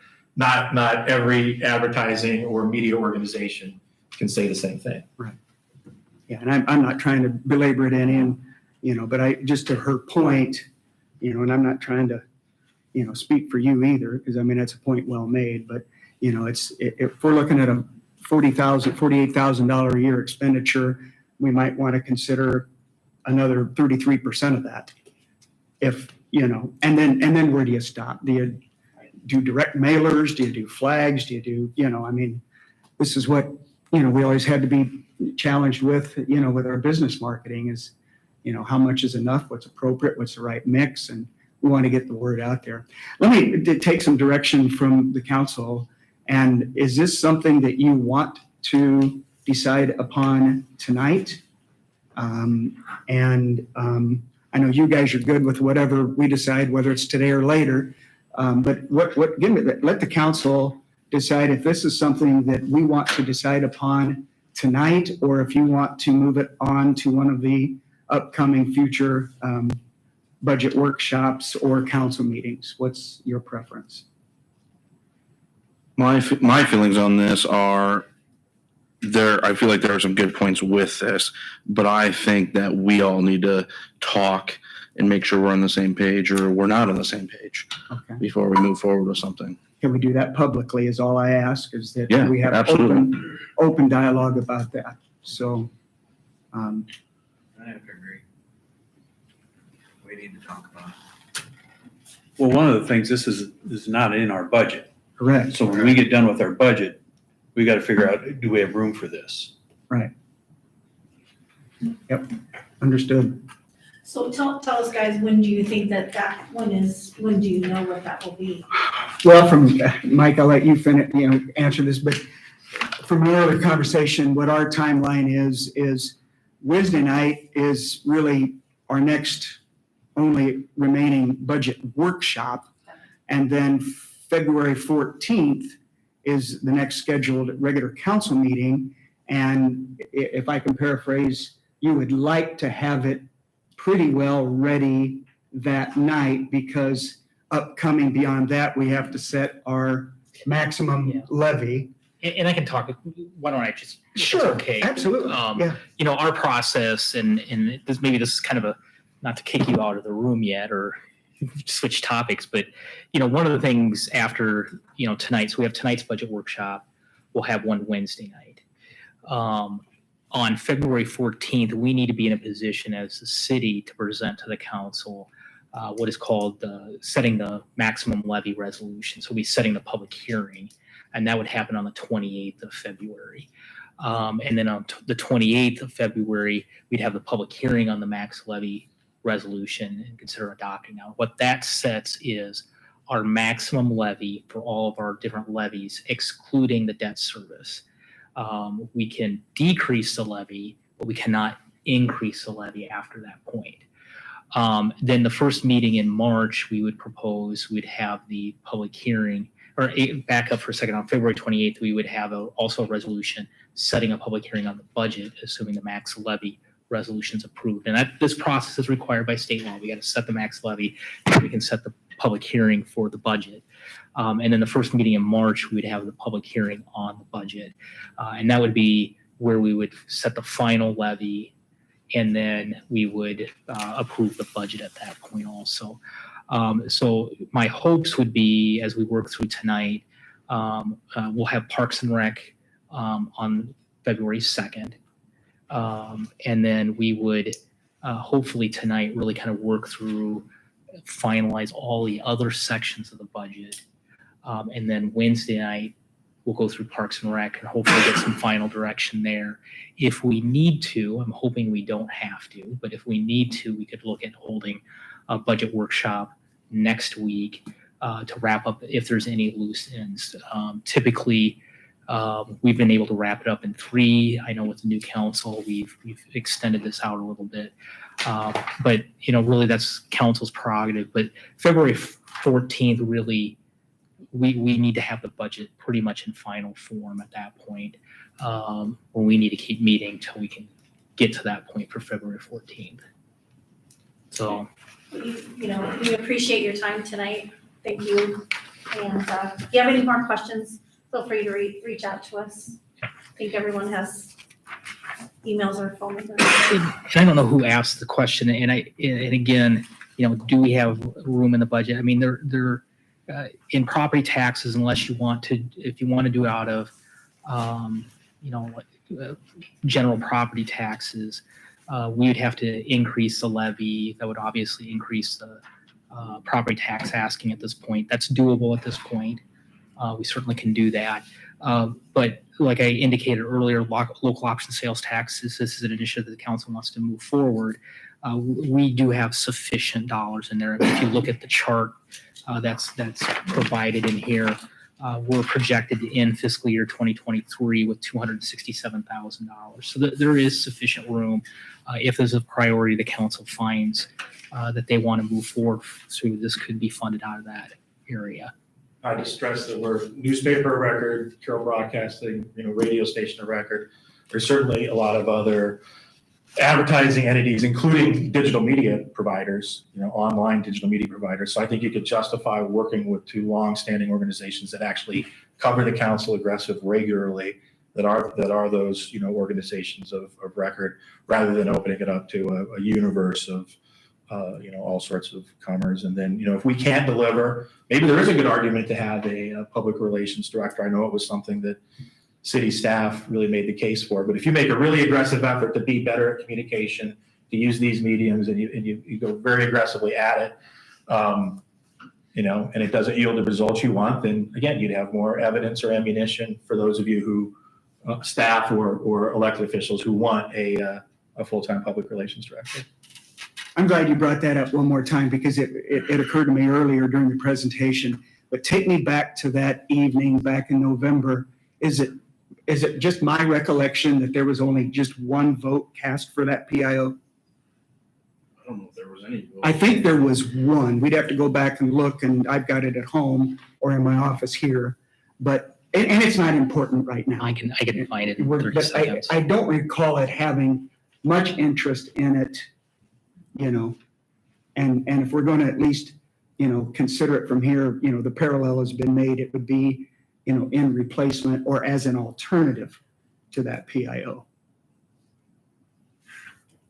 I don't have a lot of support at the staff level, at least that's what I was told during the lead into it. Maybe one of the things that scared us off was we were looking at an 80,000 to 100,000 item at that point, but we're not here to.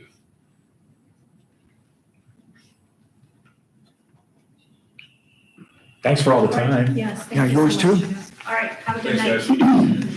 guys. So the PIO had 4 votes. Had 4 votes? Okay, Yes. I stand corrected. Okay, moving on, we will move on to the admin portion.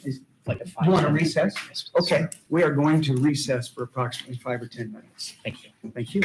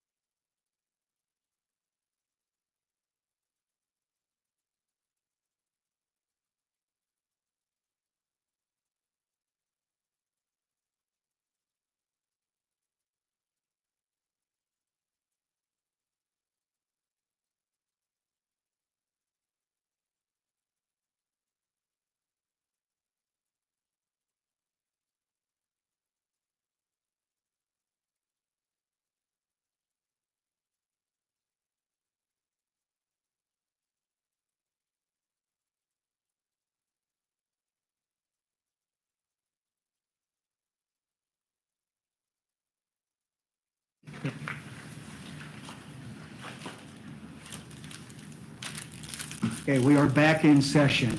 So we are going to pick up where we left off, and then we're going to cover the admin section of the budget. And Laura or Mike or both? I'll let Laura kick it off. I'll Okay. kick it off, yeah, and then Mike, I'm sure will interject some comments as need be. Okay. So the first section, we'll just run through the list that's on our schedule that we had laid out.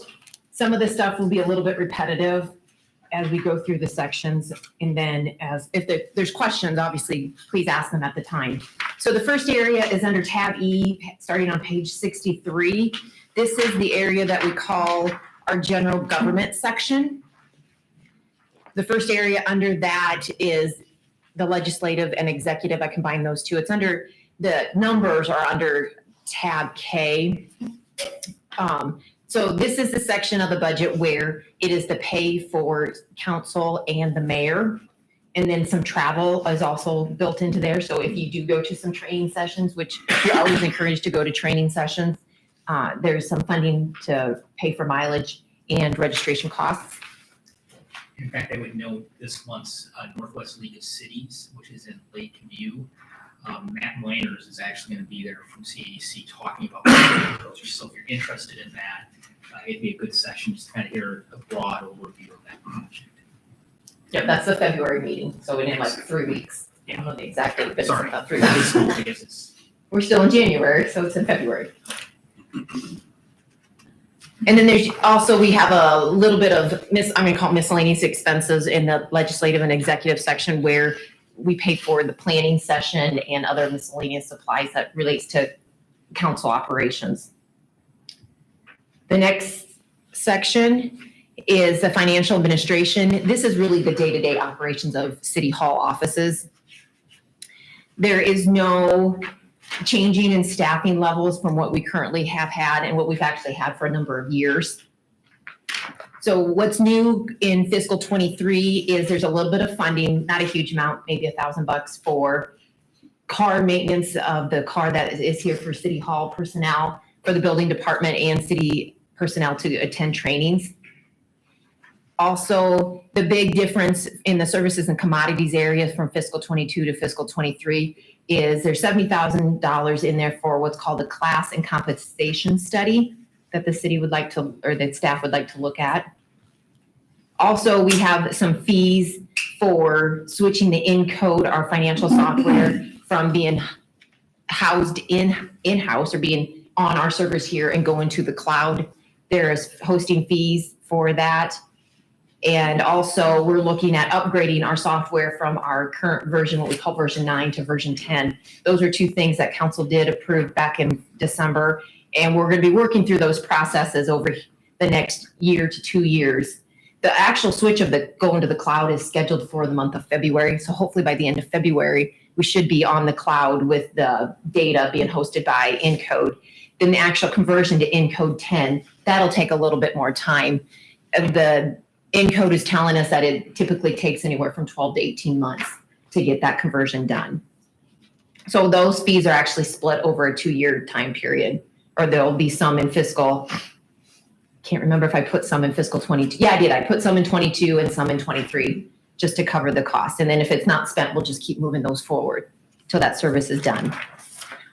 The big item in capital outlay in this area is our server is due to be replaced. Since we are moving our data for our financial software off of in-house server and going to the cloud, hopefully the server requirement won't be as robust as what we've had to have in the past, and it will make it a lot simpler.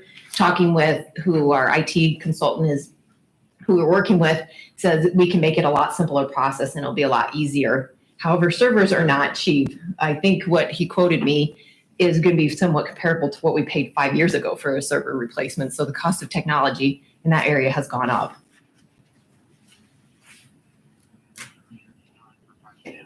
The next section here just shows that our full-time equivalents, our employees, same amount for fiscal 22 and 23 and our capital request. That's our biggest, I would call one of our biggest areas under the general. Are there any questions about the city office's day-to-day operations? If not, going on, our next area is the elections. the expense for fiscal 22 is, that was our city, the city elections that we had back in the fall. And there's nothing proposed for fiscal 23. Legal services is the next area.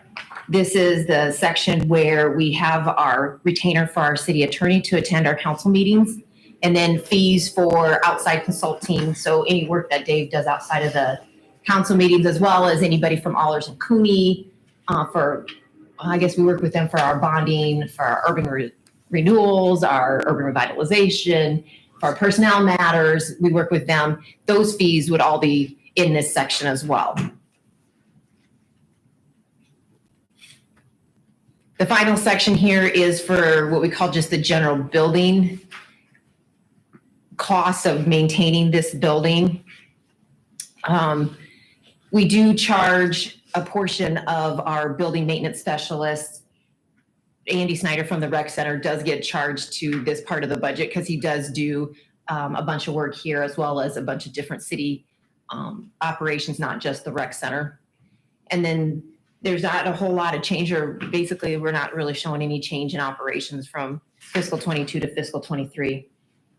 Not knowing off the top of my head, I do know that this is also the area where if we needed to do some expenses or pay for some things at the historical building, the city does maintain that building. So every so often, there is some things that we need to do there. So sometimes we'll put 5,000 or so. I do know, I think there's like either 3,000 to 5,000 in the budget right now to do some plaster work. And that's the old public library at the corner of Court and Highway 30 on the northwest corner there. So the city still owns that facility.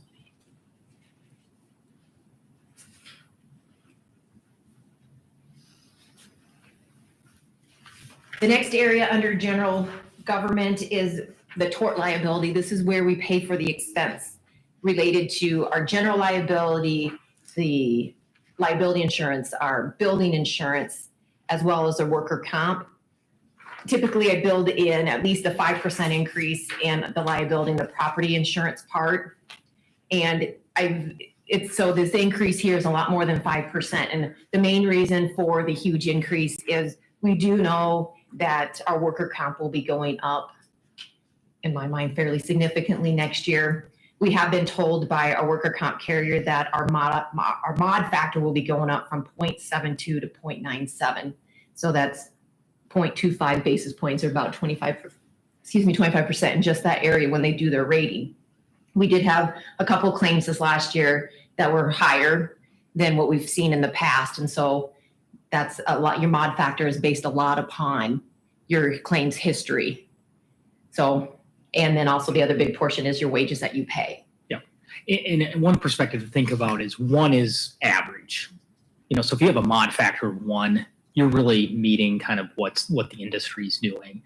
We have just been really fortunate and have had just really good success in kind of our work comp area. We had 2 pretty substantial work comp issues. Really, neither of them, in my opinion, were kind of preventable. Now we've taken some actions in one of the cases to kind of get some new tools to hopefully prevent a similar injury from happening. But it is a significant impact. So that's the main reason why you see quite the increase in the estimated what we think. Of course, we won't get the final numbers for either of those things for another couple months. So it's our best guess of where we think the premium might be for next fiscal year.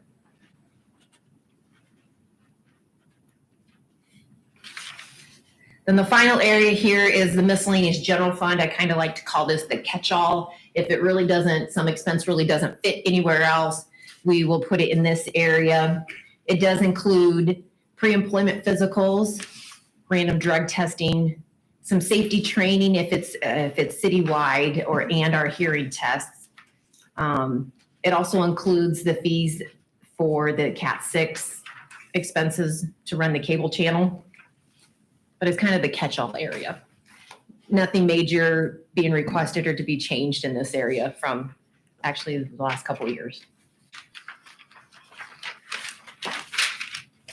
Are there any questions about that area? So that does include and cover the expenses from tab K.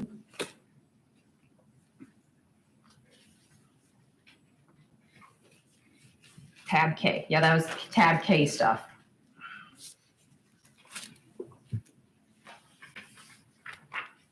All right, tab L, I don't believe I have a cover sheet on this stuff, so we'll go straight to the pages.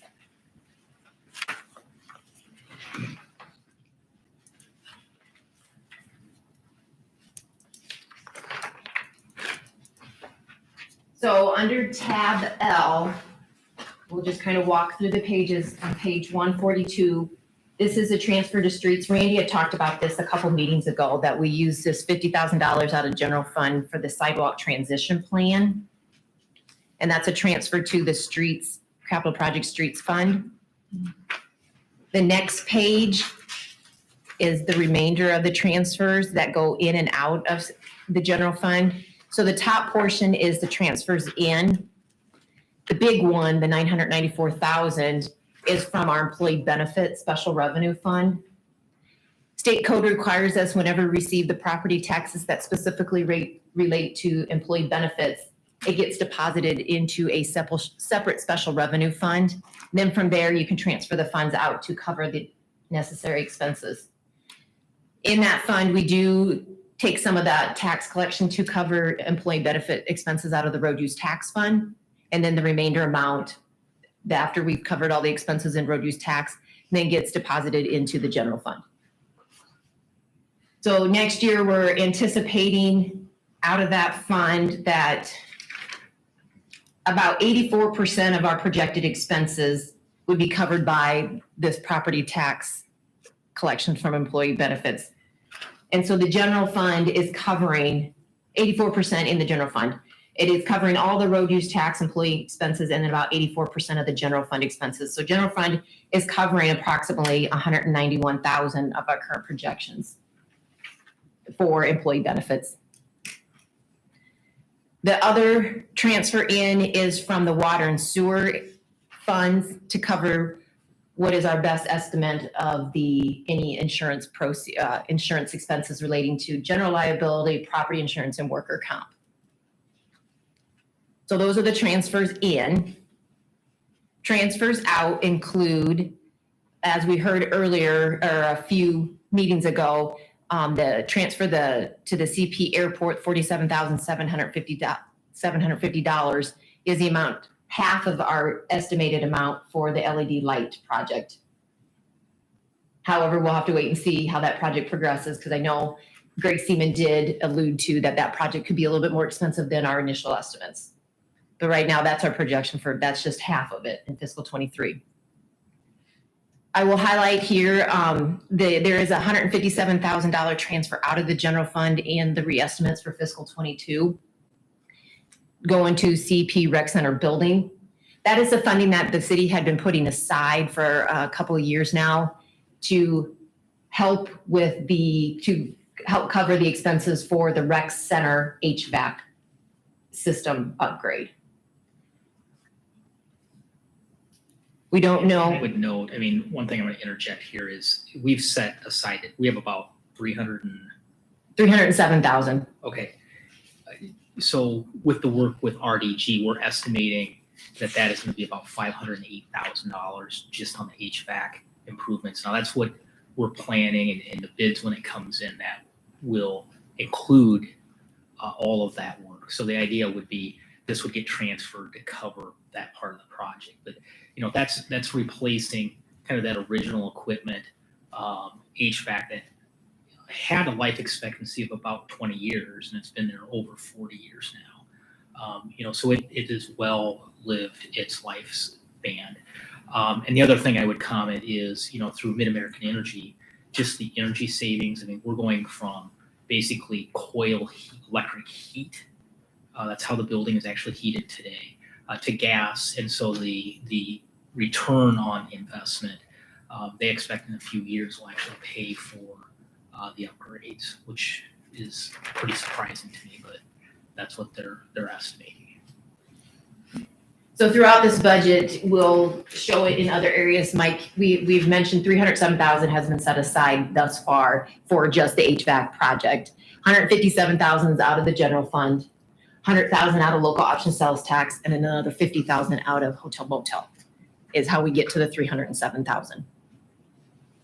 And that was just kind of the funding that's gone along. We knew a few years ago that we needed to look at the HVAC as its own project. And then the thought of doing more at the rec center, that project got taken off and more had been done with that. So we were going to morph the funding that we had set aside into the bigger project.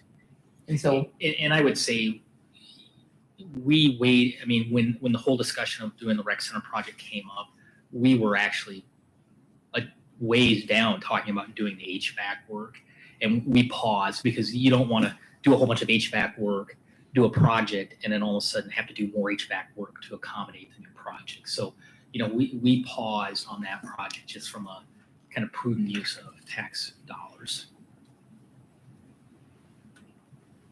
so any questions on the transfers for the general fund?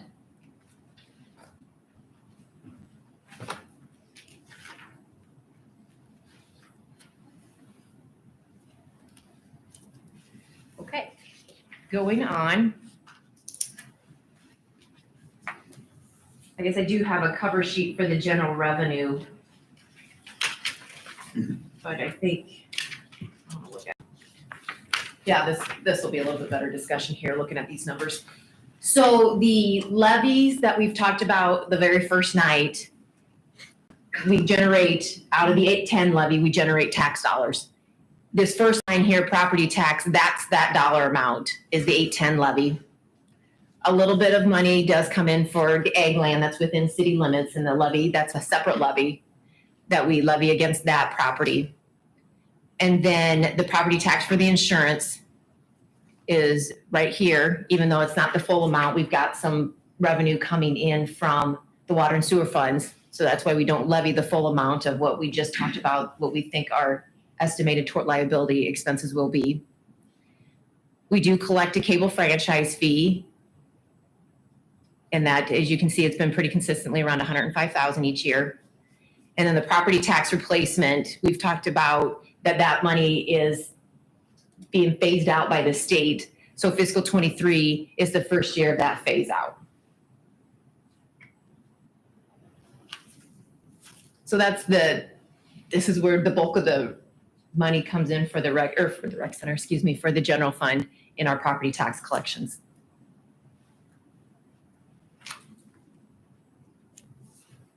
Then we do have some other, what we call the general revenues, smaller amounts. We do get some interest on their funding that's sitting in the bank.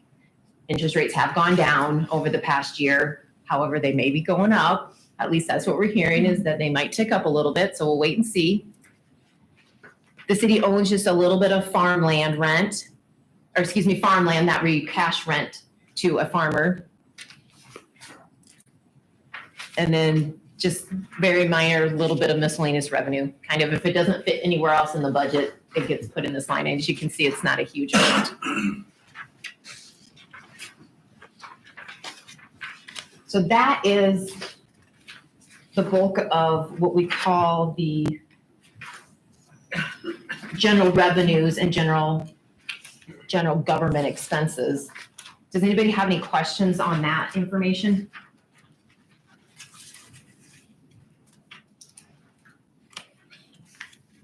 If not, we'll go back and pick up. We do have a few areas, summaries.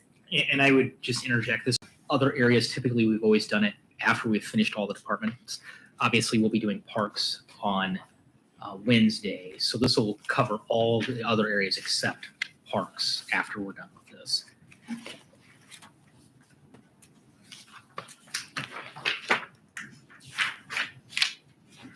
So we've talked a little bit about, so this next section on tab E, page 62, community and economic development. We've talked a little bit about some of these areas, so we'll highlight those and then we'll go on and talk about the other areas that we haven't talked about. CADC was here tonight and made their proposal for their funding request, an increase from $77,250 to $82,400. The next section is housing. Staff's proposal is to engage, to work with somebody to help attract developers to Carroll. That's why there's an increase from 4,000 to 62,000.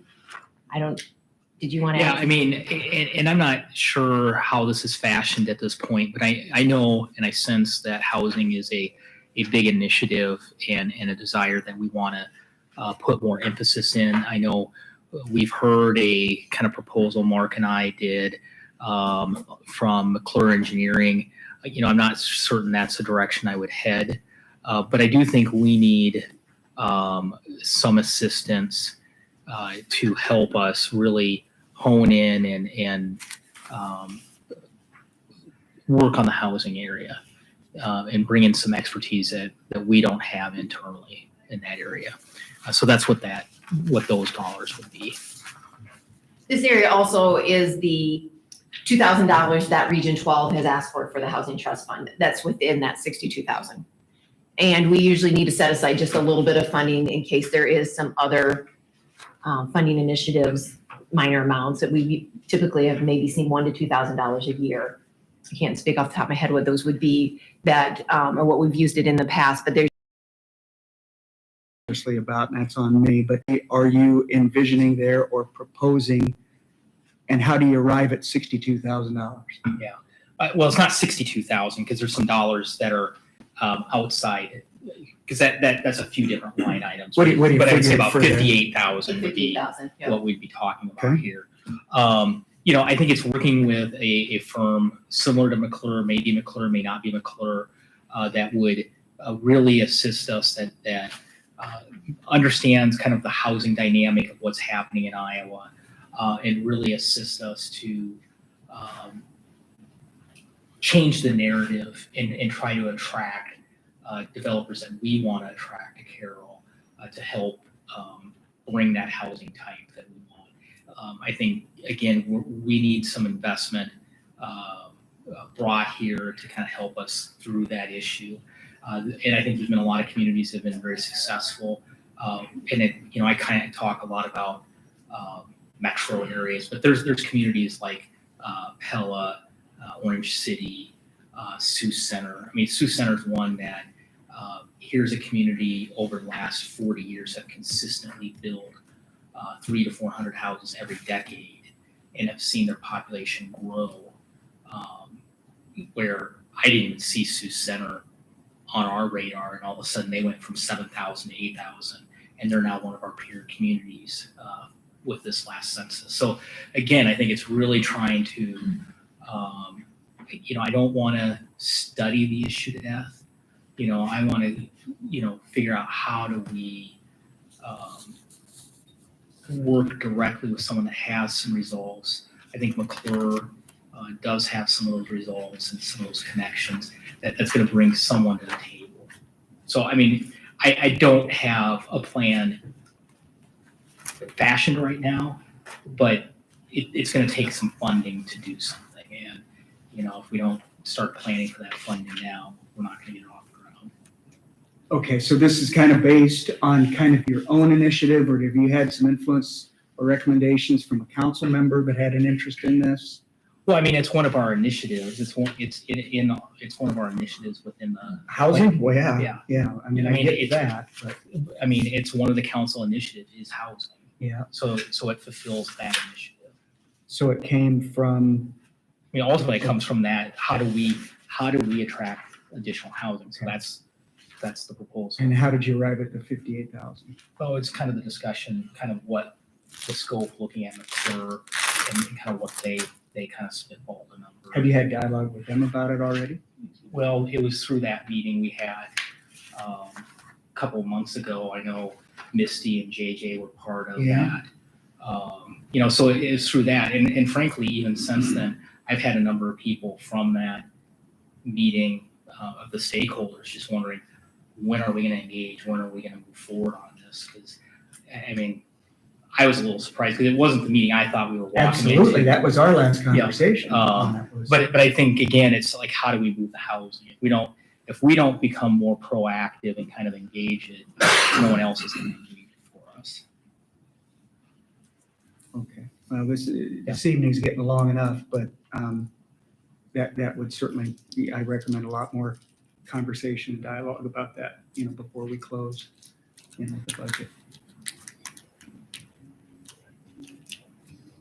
Well, this is to put the money in the budget for a future dialogue. Correct. I mean, It's not a obviously, yes or no tonight. I get that. Yeah. I get that, but, and Mike and I have had, a lot of conversations about budgeting for things that we may not do, and do we just nip it in the bud and, call it a stop here, so it doesn't mean a wrong impression later that we were open to it or suggesting to do it, or, to move forward with it.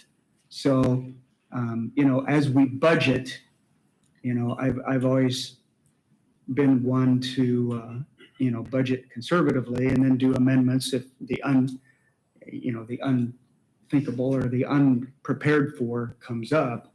But I understand that, but thanks for pointing that out. I do have a couple of questions on that with, talking that $58,000, they're going to do this study. Is there a guarantee, or we're going to go from population X to Y or houses X to Y? well, there's never guarantees in anything. And I just have a hard time. I think through the discussion though is, I mean, they've talked about, the thought is, as you're going through it, is what's the need, really identifying, and we know what that is, and so the CADC housing study will help that. We're not gonna have to recreate that component of it, but now you take that and what's kind of that product line as a community you're really looking for, what do you really need, and then connecting with first of all, always work with local developers, but if you can't get the interest on local developers, then it's making those connections with outside developers. McClure, they don't do development. I will tell you, some of the partners in McClure, they do development. And, so one of the comments is, we're kind of the developer of last resort, but in the end, if they're, if it's all packaged. And I think the other component that really McClure brings is a lot of expertise in how development is occurring in the state. What are cities providing in incentives to get what you want? We always talk about, developer X wants to come to town, but if you just give me a couple $1 million, we'll build something. Well, is that the best that we can get on something, or how do we position that, we're being prudent on taxpayer dollars and yet getting those developers to come to the community, and even existing dollars in the community to invest in the community. I cannot remember the gentleman who we rezoned the northeast part of town. What was his? Dave Walters. Yeah. Pardon me? Dave Walters Dave Walt. in Green Stream Development. This was, Oh, no, the guy that. Lamar Cothy. Lamar Cothy. Yeah. Yep. Yes, okay, so we rezoned it and. So we just annexed the property. Well, We didn't. I mean, yep. we annexed, I'm sorry, Yep. yeah, I used the wrong word. But he talked about having a vision for development. Do you know who he has worked with or partnered with to make things happen? Yeah. So Lamar doesn't develop land. No, but he may, I read it so long ago, I'm just trying, help me remember what he was encouraging. Did he work with specific people? I'm trying to figure out. He'll work how it fits. with anyone. So he would work with someone like a McClure or somebody. Yeah. on that. McClure, they just do the engineering work. Right.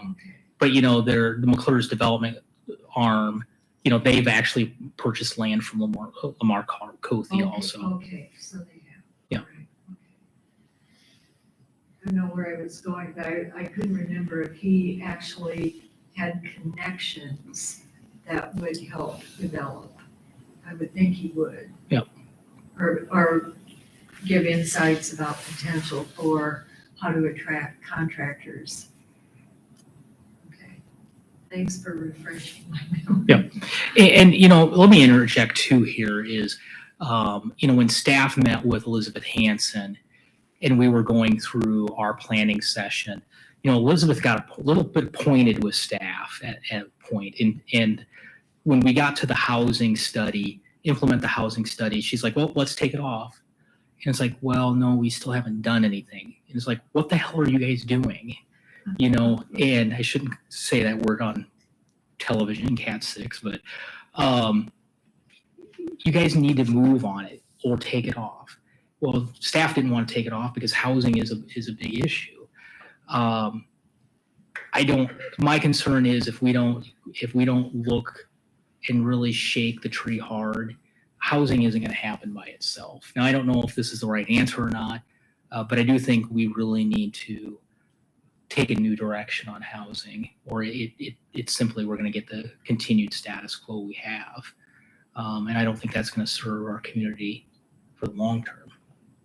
But certainly we take direction from the council and we need direction on this. So this was a meeting that JJ went to and Misty? And Mark and myself. Yeah. Yep. It was a. So where did you go? No, it wasn't a public, so there was no quorum there. It was. And we had CADC put it on, and it was all of the stakeholders. I talked to you about it, but it's been some time. But was there any Outcome? Well, no, there was no outcome. Apparently this, and I'm a little surprised that, that because our last conversation, the second follow-up was kind of a sales pitch, from the McClure group. And it wasn't what we were expecting. We thought that it was going to be someone positioning to do something, and it wasn't. And so that's why I'm just caught a little off guard. But, well, apologize, I didn't mean to do that. I know you didn't. Absolutely not. That's why I have a hard time with, the reason I have a hard time with this is it's being asked and some of us don't even know what's going on some of it. So I feel like I'm left in the dark and then try to make a decision later on down the road. Well, I think a little bit just comes from that some of you are new, but we've been talking about housing for a long time. So you're new in the fact that you haven't been in some of our conversations about housing, and we've been through several meetings and workshops and budget sessions about housing. So we've heard about it for a long time. And my guess is I was in your shoes as well. Yeah. I mean, when I came in and I had to just catch up. And Yeah. My only problem is I don't want to see us spend $58,000 and not do anything because it's happened in the past. Well, I would hope that we So- wouldn't not do anything. I would hope that if we spend it, we will get some housing moving. I mean, that's the goal. That's why we were in that meeting. I think we need a strategy. Yeah. And when was the meeting? You did the PowerPoint. I don't know. They've been given the information and we met with realtors, bankers, et cetera, in the library. Misty, Oh, that was yeah. like About a year ago. Yep. So, end of February. Yeah. We had several housing workshops. Mhm. And I was on the housing committee, the big one that CADC Right. did. So yeah, we've been working on housing for 7-8 years. And what I would say is, to your point, Kyle, this is a budget, so it is setting dollars aside for it. Certainly there could be the argument, well, if it's not planned, let's take it out of the budget now, and then come back later. But it also to the point, if we don't spend the dollars, eventually, if we do go forward and say we're going to do this, I mean, there's going to be a strategy. There'll be a plan. The council will be presented on how that initiative would look, and the council then will have to make a decision: are we going to go forward that direction or not? So simply having a line in the budget doesn't cement the city is to do anything, but it certainly does say, is it important and do we want to move forward on this type of initiative? If you don't put it in the budget, we can't talk about it at a later date. But No, I I understand. But I get where Mark's coming from. We can amend. Yeah, you can do that. You can amend. I think- And that's my point that I was making was, and I'm sorry, but it is, if we put it in the budget, I just don't want to get down the road and some of these, like these other points that I've made about, phase 11 and the compensation study and some of these other things. is I don't want to get caught in this trap of say, well, it's in the budget. And then somehow surmise that that's free. Well, we planned for it. And, we're staring a tax increase in the face. That hasn't really been out there yet. Slight residential decrease, but commercial property taxpayers are going to pay a tax increase. And I, for one, don't want to be a party to that unless we have exhausted every opportunity we can to shave those expenditures. Even incrementally, they'll all add up. On another note, if we want more property tax value and more property tax dollars, we have got to get more housing in here, and Agreed. we've got to get people in Agreed. this town. And we can't do that unless we have a direct plan. And so far, we as a city haven't come up with it. We've had several meetings, but we can't move forward. And so if I understand, and I haven't talked to Mike about this either, but if I understand, I think this dollar amount was put in here to say, because we had a meeting with McClure, we had an idea of what we thought they might charge us to move forward with something. It's our guesstimate. Let's put it here so that when I do have an opportunity to find whoever else it might be and have a meeting with them and have a conversation that then comes back to council, we can move forward. I mean, nothing's going to happen here until somebody finds somebody to talk to and it's brought back to council. Mike just doesn't get to go do that and spend that money. So it's all about, we have to have more property value and more tax so that we can keep this budget rolling. It's not about just spending money.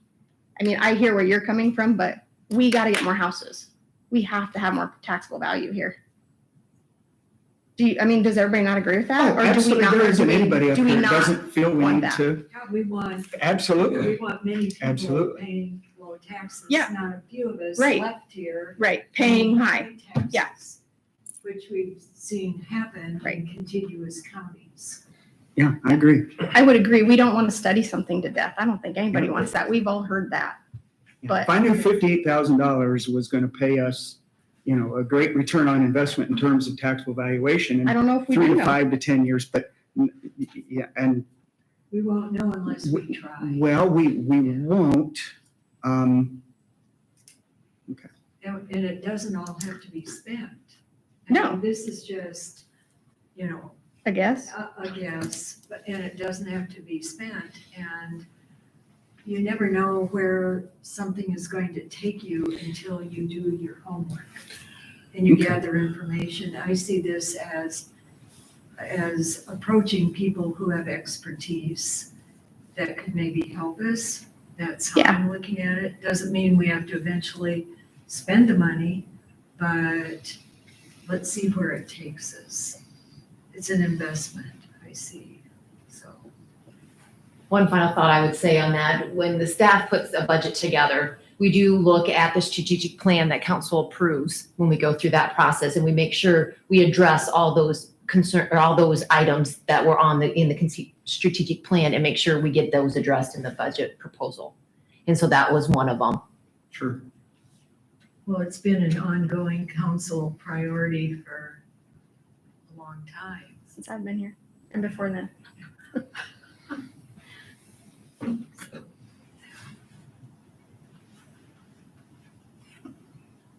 Any other comments on the housing portion? The next area is our planning and zoning. We do take in, we charge a small fee to apply for a rezoning request. And so that's some of the revenue that comes in there. The big change in the expenditures is, so the base fee in this area is when we have to record something due to a zoning request or some other type of document that needs to get recorded. That's the bulk of those expenditures there. The reason for the big increase here is one of the council strategic planning priorities was to do a comp plan update. So that is, and 35,000 has been included for that. That was an estimate we did receive from Region 12. Compensation, you say comp plan. but Comp plan. Not the comprehensive plan. but Comprehensive plan. compensation. No, The comprehensive. This plan. is the comprehensive plan. This is Planning and another zoning. one. Okay. Yep, And this was a council initiative. yes.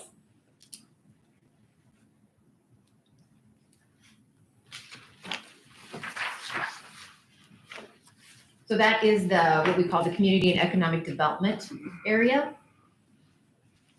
The next page listed in our schedule is page 68. Which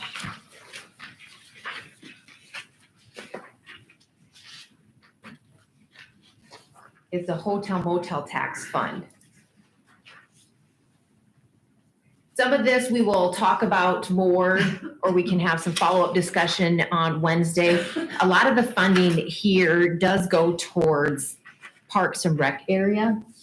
Everybody in your inside cover should have a schedule that looks like this. Hotel motel tax collections, it says across the top.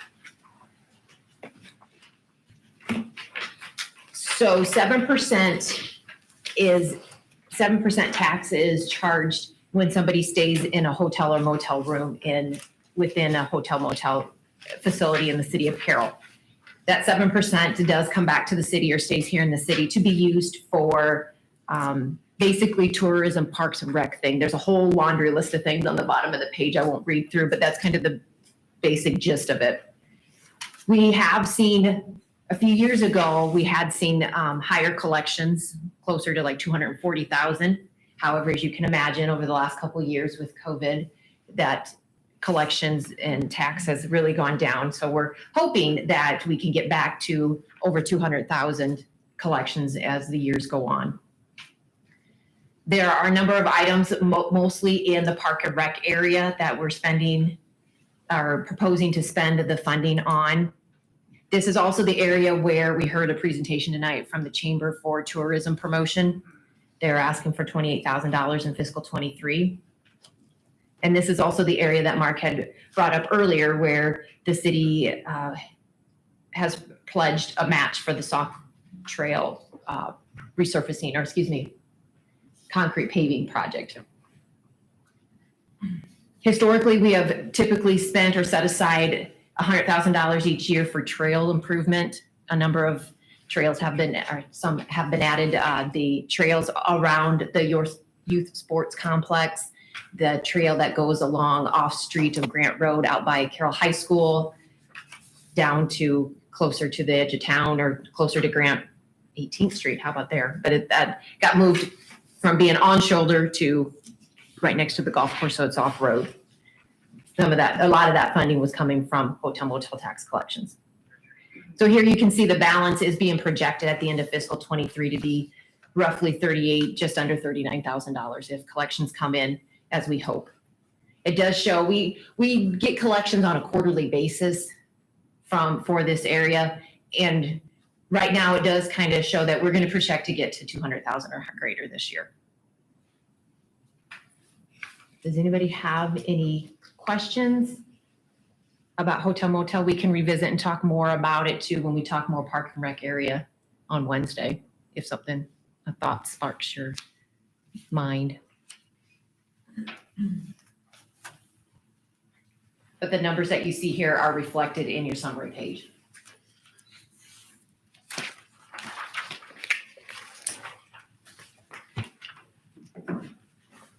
The hotel motel collection information, that the actual line items is under tab M in your book.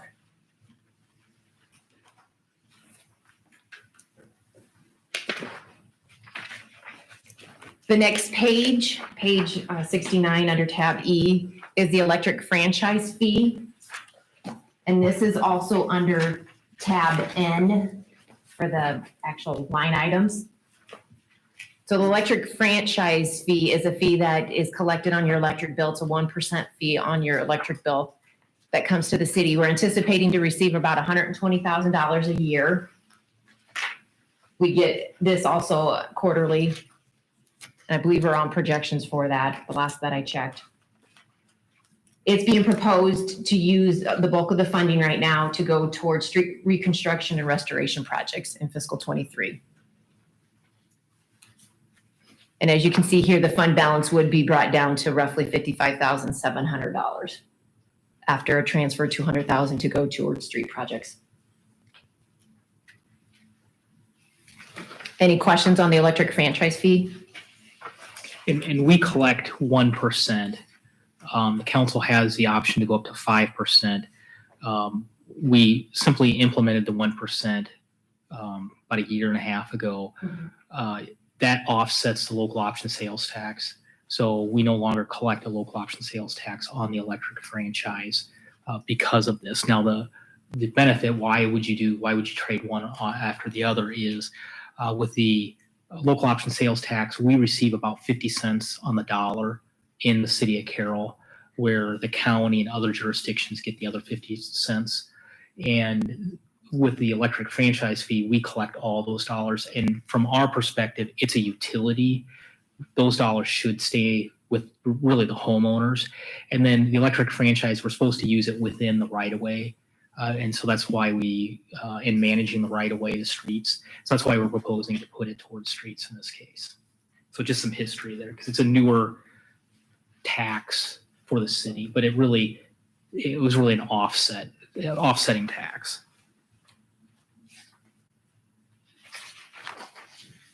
The next page, on page 70, is also information that's found under tab N for our federal fund, special revenue fund. This is a newer fund. Oh, let me turn the page here. This is a newer fund that was set up exclusively right now to account for the coronavirus state and local fiscal recovery funds program under the American Rescue Plan, or ARPA. So the final rule was issued and we're still learning about it, but basically the funds are allowed to be used for one of four areas: replace lost public sector revenue, support the COVID-19 public health and economic response, provide premium pay for eligible workers performing essential work, or invest in water, sewer, and broadband infrastructure. Or it could be multiple. There is no proposal in this budget 23 for spending the funds at this point. Half of the funds were received in fiscal 22 back in August. The other half is projected to be received then in August of 22 for fiscal 23. That total estimated amount is just over $1.4 million.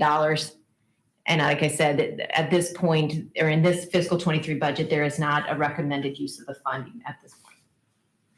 Can I ask a question? Yeah. I'll keep you working overtime.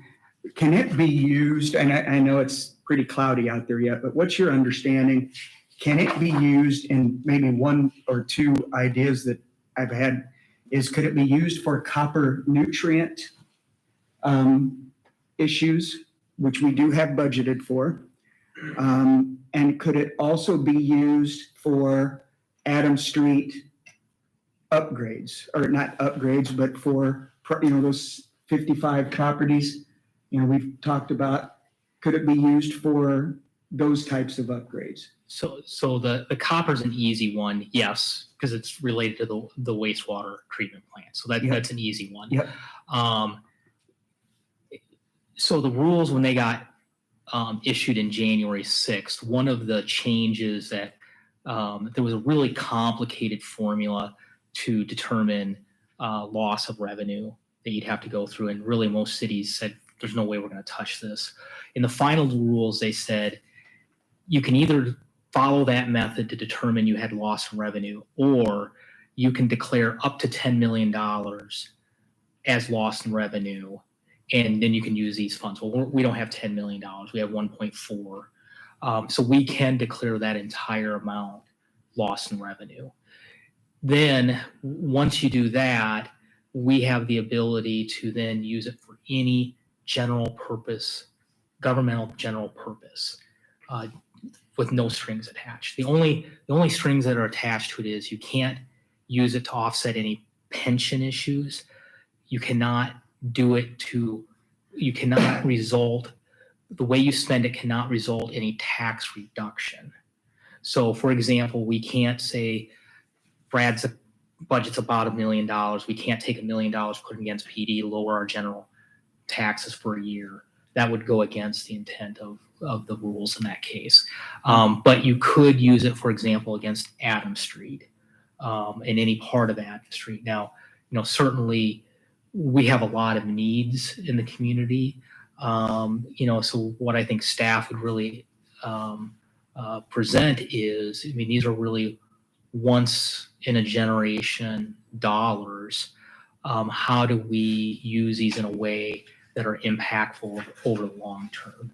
And so instead of offsetting them on dollars that we kind of have lined up and know how we can expend it, what's that next project, like copper reduction or even other road projects? Now, copper reduction is fairly simple. Well, it's not a simple issue, but the funding, we have that planned out, and we know how that unless we have this really outlandish project that we have to do, that we don't expect, our rates and what's in reserve should be able to pay for that out of the wastewater. That's at least how we've set it up. Okay. So I mean, I think that's what staff would guide council, is to really think about. Again, I think a lot of communities, we've not rushed into this.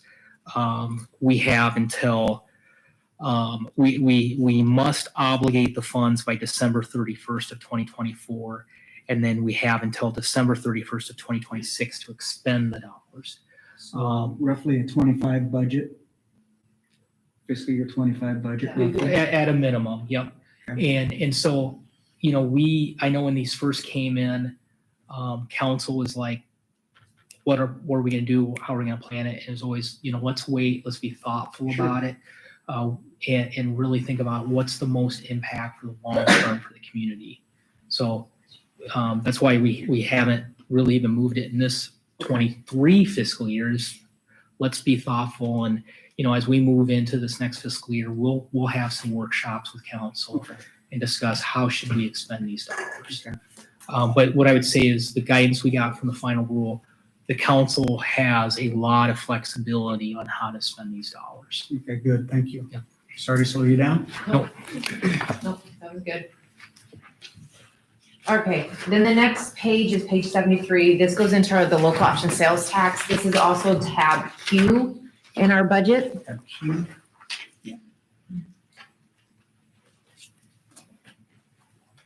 So we're anticipating to collect anywhere about $1.9 to $2 million in local option sales tax in fiscal 23. The projects that have been funded by local option sales tax historically, well, first off, we are required to show 25% of tax relief. And so since the beginning of the collections, that has been utilized in the form of debt service relief. So the funds get transferred out of local option sales tax into the debt service fund to help cover principal and interest payments. Then the remainder 75% can be spent on any lawful purpose that council would choose. Typically, they've been one-time expenditures, more the capital project items, and that's what's being proposed in fiscal 23 as well. You should have a sheet that looks like this in your cover. That is the accounting of the projects and the revenue collections for the local option sales tax. You have a couple years of history of what it has been utilized, what has been collected, and then how the funds have been utilized, and then a budget, and then projections for the ensuing 3 years after that. The bulk of the funding has been going to streets the last couple of years, and then going forward, it's being projected to use towards street projects. I would also, this is where we talked about in fiscal 22, there is some funding set aside for the rec HVAC upgrades, as well as if the rec center building project goes forward, there's funding set aside to help fund that project. Typically it's been a lot of parks and rec projects again. So for next year in fiscal 23, which I know Chad will talk about when we talk on Wednesday, but the golf course pump house and irrigation system is in need of repairs and upgrades. This is also mentioned earlier, the retail coach recruitment project, the retail coach project funding was, local option sales tax funding was used for that project. I also will point out that the rec center building project debt issuance has been identified as part of the funding source for that project to be paid for with local option sales tax funding for that debt, and that is incorporated into these projections. So at the end of fiscal 23, the estimated balance is roughly $267,000 on the items that you see on this sheet for the different projects. Are there some questions about some of the items or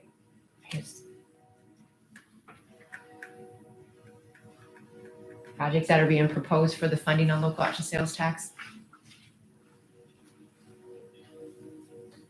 This is tab Q in your book.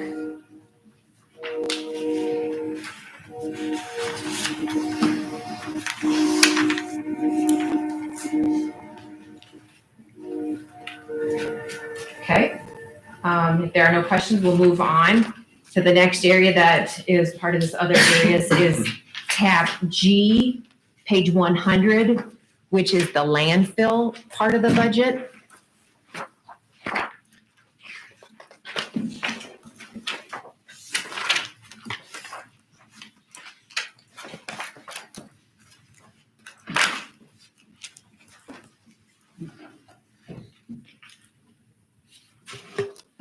So this is the area of the budget where we account for the garbage collection. So cities have a couple options on how to provide that service to their citizens. You can either have your own employees do it, which a number of cities do, or you can contract with private haulers to collect the garbage and dispose of it at the landfill. The city has chose to do the latter, where we contract with 2 haulers. So the accounting on this page is for the fees that we collect for the garbage service on your utility bill, and then the fees that we pay to the hauler for that service. We did receive information from the landfill that, and then the city is also charged, and all the entities that are part of the landfill operations get charged an annual assessment. It was the way that this was set up years ago when the 28E agreement and the 28E was set up, that this operations was going to be in place. And the city's share of operations is at $22,980. We pay that right off the top for the operations. Then the hauler fees is what we pay to the haulers for the collection of the service. We do have agreements out, and the agreements with our 2 haulers says that if the tipping fees at the landfill goes above $46 per ton, because then the haulers have to pay the landfill to dispose of the garbage. We just pay the hauler pays in the landfill for that service. And if those fees, tipping fees, go above $46 per ton, the city, for every dollar above that, the city has to pay the haulers an additional 7 cents per account per month. The fees are the fees will be going up July 1st. The tipping fees will be going to $47 out of the landfill. So we will be required to pay the haulers an additional 7 cents per month per account. In the past, whenever there's been an increase, staff recommendation to council has been to increase the fee to the homeowner or to the utility service customer for that fee to cover that. That would be the recommendation that we would have here as well, and that would be incorporated into the information that's here before you. That would be a change in an ordinance, so that would have to come back to council for discussion for the official approval of that. And then also, our hauler contracts also call for then another increase in their fee beginning in fiscal 24. So next fiscal year, their fee will go up another 75 cents per month per account. That was the way that it was, a multi-year contract, 7 years maybe? 7 years, yeah. And it was scheduled in to go up every 2 to 3 years. We're in, I believe, year 4 of that agreement. So then the fiscal 24 increase, that's the last adjustment, but that would be in effect for, I think, a couple years before the contracts would end and be renegotiated. Yep. Any questions about the landfill charges? Oh, then one other thing that just recently started last year in fiscal 21 is this yard waste collection. Mike, I'm a little light in this area. You might be able to help me a little bit. So when our citizens haul yard waste. So cities are required to provide a yard waste service or a place that you can take your yard waste. Every city in Carroll County except the city of Carroll does that. We've historically always relied on Carroll, the landfill, to do that for us. It's been a great service. We don't want to get into it because it just takes a lot of staff time because you have to turn the pile and you have to figure out how to dispose of it. So they've been doing it. They came to us a few years ago and said, well, we're going to discontinue the service if the city's not willing to pay. So really through negotiations, we agreed to provide an annual fee that really their cost to operate that service out there.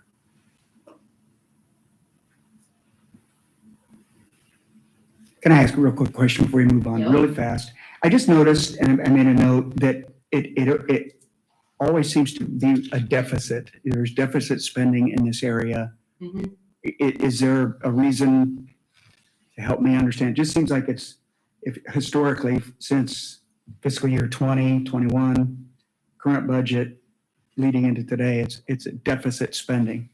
Well, it's going to really go back to that share the landfill operations. That's the assessment that the landfill charges the city just to be a part of the 28E and help with the operations. And we don't, I guess, charge an additional fee to any of the citizens on utility bills just to cover that. That just comes out of other general fund monies. Okay, but it would come out of the general fund. It's essentially property tax, right?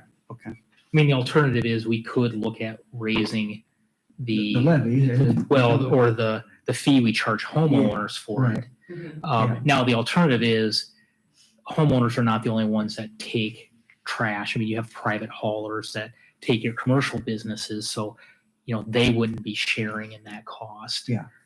So by being on the property tax, then that fee is distributed to all property. We only bill for the residential collection. We do not bill for or maintain or collect the commercial properties. Okay, that explains it. I didn't know if it was just an accounting reason or what. So, okay, good. Okay, that's the landfill.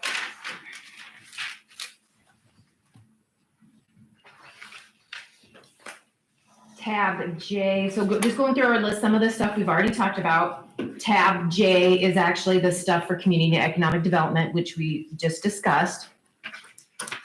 Tab M is the hotel motel we've discussed. Tab N is the electric franchise, as well as the special revenue fund for the federal grants, those two, yep. So those we've already discussed. Tab P, as in Paul, is the special revenue fund for the employee benefits, which I will bring that up. We have discussed this some, but we'll just highlight it here real quick.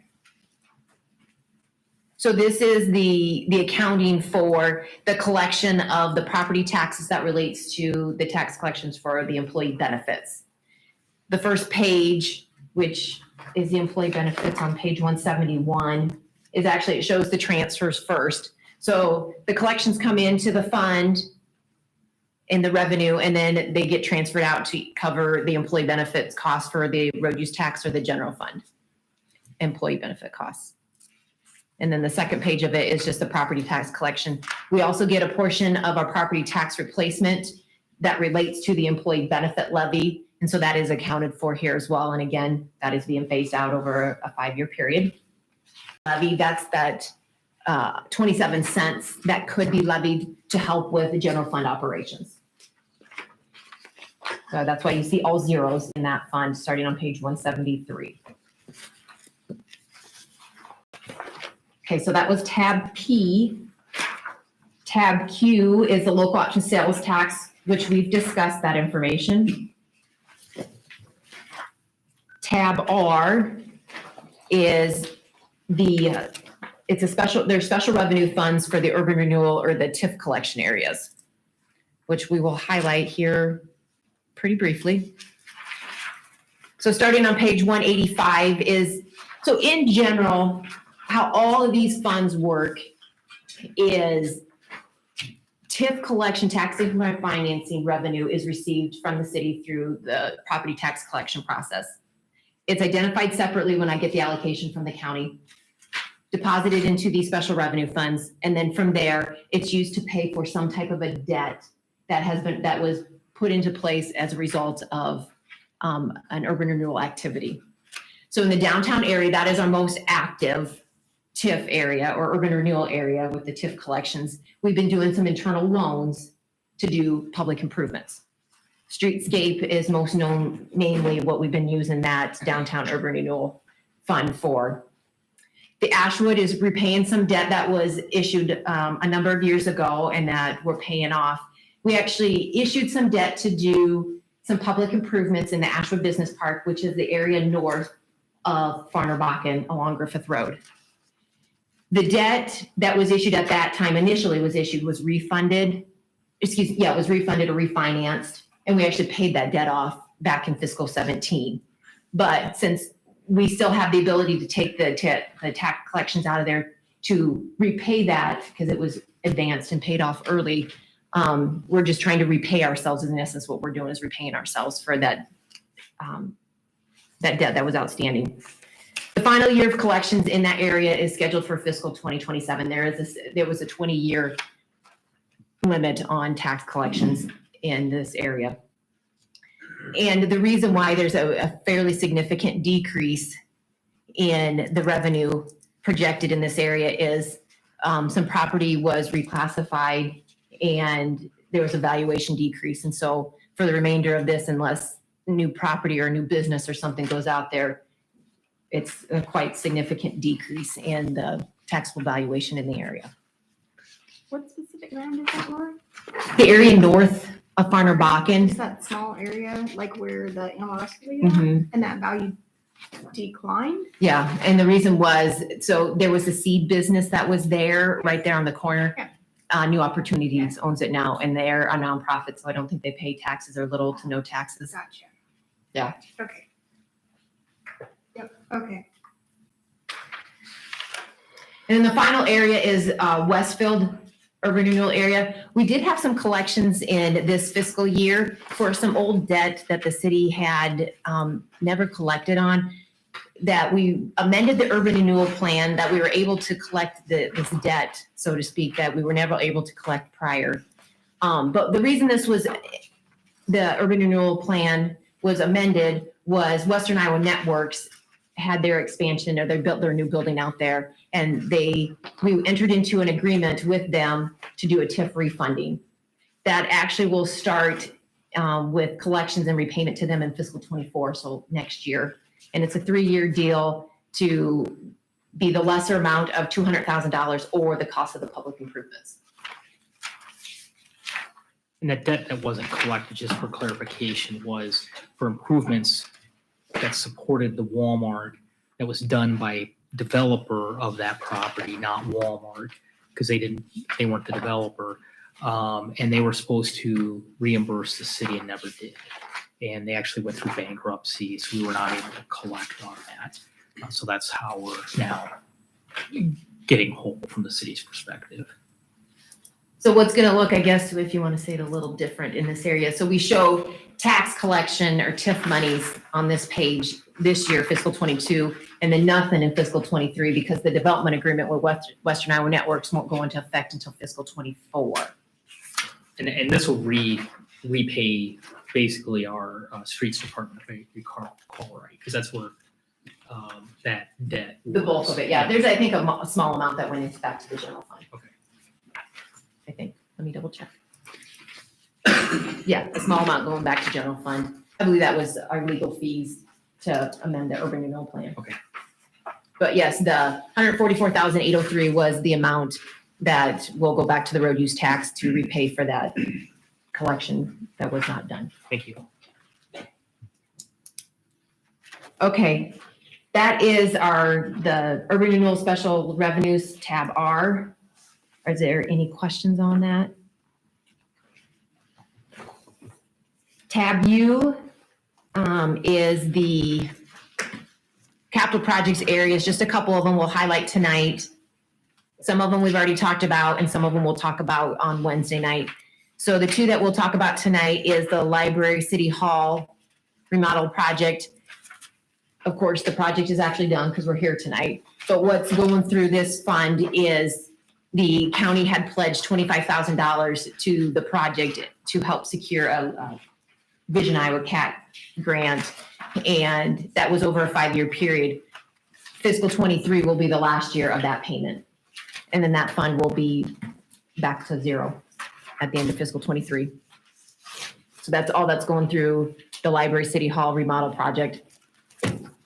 And then the final fund, the capital projects fund we'll talk about is the housing fund. This is a fund that we set up we work with Region 12 on a housing rehab grant. Region 12 is doing all the administrative work but the city has to be the grant recipient for these housing projects, but we sub out that work to Region 12. So we're acting as a conduit where we get the grant money, we pay it to Region 12 because they're the entity that actually did the grant work, the administrator of it. Yep. The city had some grant match in this, and that was paid in fiscal 20 and fiscal 21. So what's in fiscal 22, depending on if it all gets done or not, it may go into fiscal 23, but it's just the pass through of the federal grant dollars then getting paid to Region 12. So those are the two capital projects in tab U. Tab Z, really quickly, is the medical insurance internal service fund. This is where, I know we've talked about it, how we account for it and track the health insurance information since we do the partial self-funding. And I believe we did mention earlier that we built in a 15% increase in the well-marked premiums and a 10% increase in the COBRA rate that we would charge and use to base what we charge the employees portion. So this is just accounts for the amounts that all the departments help fund. When I say departments, the city portion, and then the employee portion, and then the premiums that we pay out. And then if there's a balance in this area, it is used strictly and is restricted to be used only for health insurance related expenses.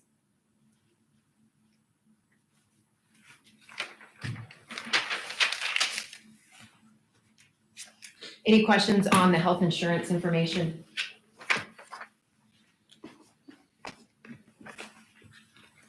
So really quickly to review, then if we'll take just a step back here and we'll review a couple of the tabs that we've identified a lot of the information already throughout our discussion with all the departments. Tab C is the capital summary. So starting on page 24.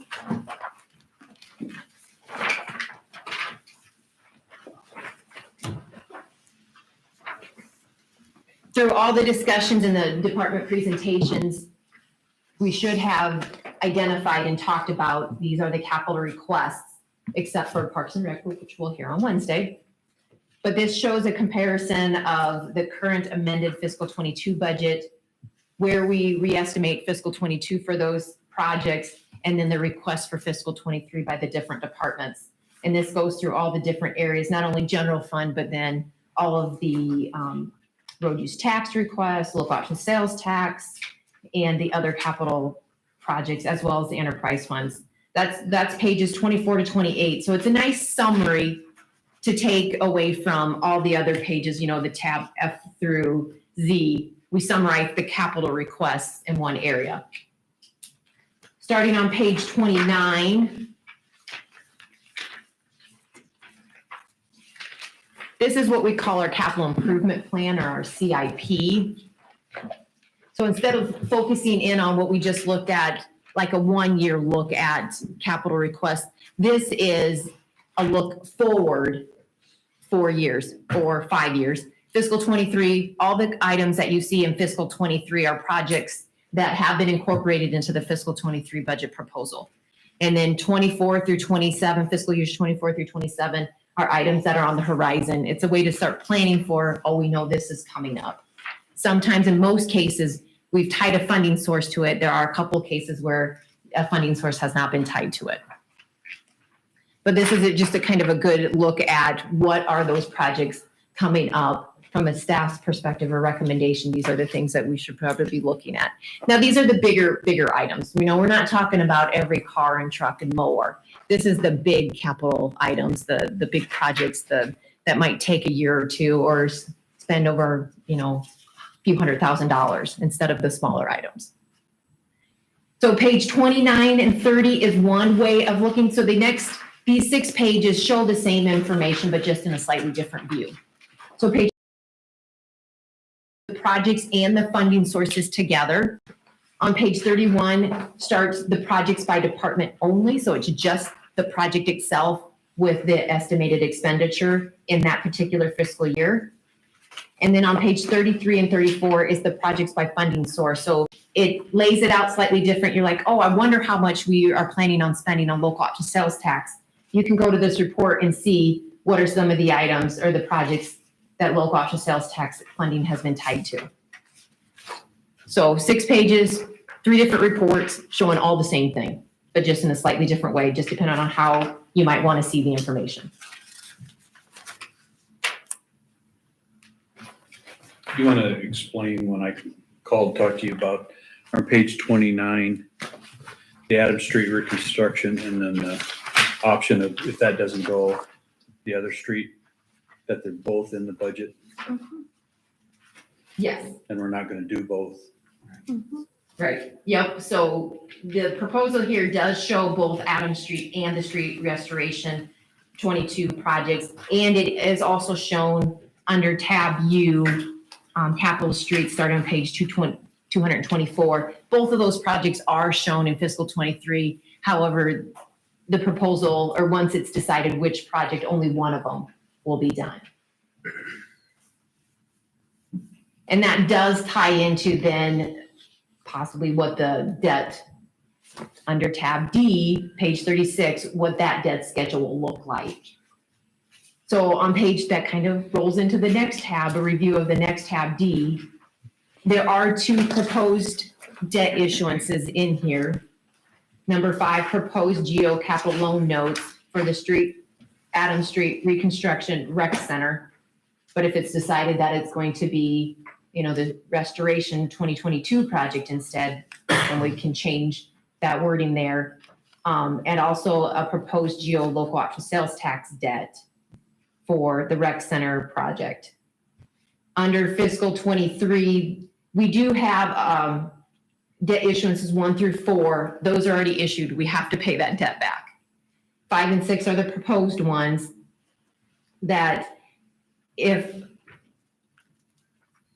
5 is not issued in the amount of 3.2 million, in order to, I guess, keep the debt levy at what's being proposed in our overall levy, we would look at having a debt issuance so we could have roughly $349,000 in a debt payment for fiscal 23 for a project of some sort. The proposed GEO local option sales tax debt, the repayment in fiscal 23, roughly of $403,000. The way this budget is put together is local option sales tax collections would pay that, and that it would not be against the debt service levy. So about 2/3 down, ways on the paper, it says debt service levy supported by annual levy. The $804,783, that is the tax asking for the debt service levy, and that's how we derived at getting to the levy number that's in this budget proposal.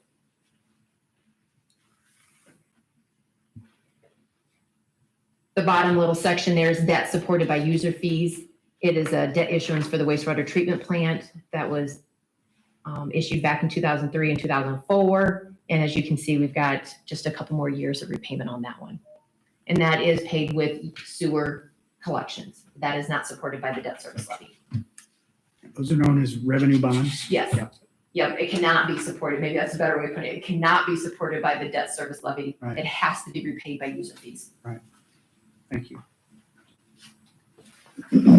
So that page shows, I guess I didn't even change my sheet here. The debt service payments by fiscal year. And it also shows then the debt service number or levy amount and what it happens, the projection out a number of years. As you can see, we have a couple of debt issuances that will be repaid. One will be completely repaid in fiscal 23. And then the second one will be repaid in fiscal 24. And then what that does then to the debt service levy tax asking as the years go on. And realize too, as we go on, we really manage the debt service pretty tight on how we do issuances and how we do projects. So as you look, what we have in that fiscal year 2023 budget, you go out and look in fiscal year 26, there's a big drop off in payments. Well, that would be 3 years from now after Adams Street is done. We're looking to do the next street reconstruction project. So, there's that capacity now that we can bring that project online. And so we're doing 9-year issuances every 3 years. We have some capacity working with Susan Gerlach with PFM, kind of structuring this debt out, that we're planning to do one of these major street reconstruction every 3 years. So when you look out and say, hey, the taxes are going to go down, well, no, we're managing over the long term to keep that at about that $1.40 rate. Is at least the direction up to this point that we've been given, and what we're looking to do and how we present the budget.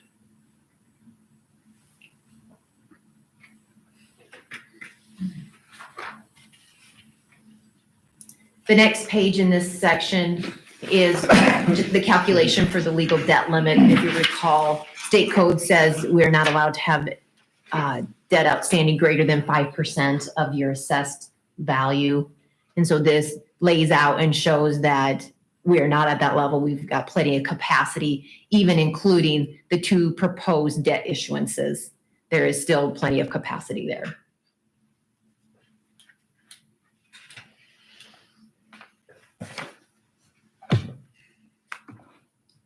And just to point on, the last item on our schedule is tab T, which is the debt service fund. So the debt information that is summarized under D, the actual repayment, principal and interest is broken out by the debt issuances.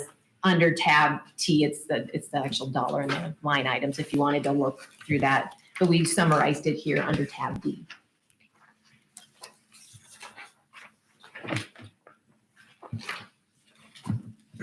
So I guess I'm looking for any questions. That was the areas that we were scheduled to cover tonight. Maybe it's time to think about it, and then we can come back on Wednesday and hash out other areas. Well, and one question that we really need to start talking about is what are areas that, and certainly in years past as we went through, and we haven't said there's any changes. I mean, staff is always taking, okay, well, that section's done, we're moving on. Are there areas that we need to go back and revisit? And at what point do we want to start talking about what are those items? And you'd like to know that now? Well, at some point, we need to start talking about that.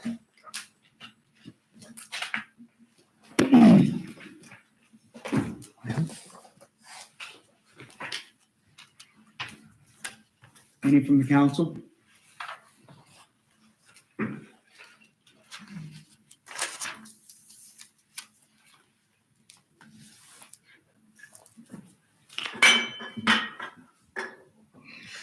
It's getting late. I'm seeing that glazed over look, but just the things that I've raised before is, I think, still needs reconsideration, and we can begin that discussion Wednesday night, I think, rather than belabor it much later tonight. But I'll work overtime if you guys are, and that's okay too. But those are going to be mine, and it's up to the council to take it from there. So I'm just providing input and guidance, and you guys raise the questions as you see fit.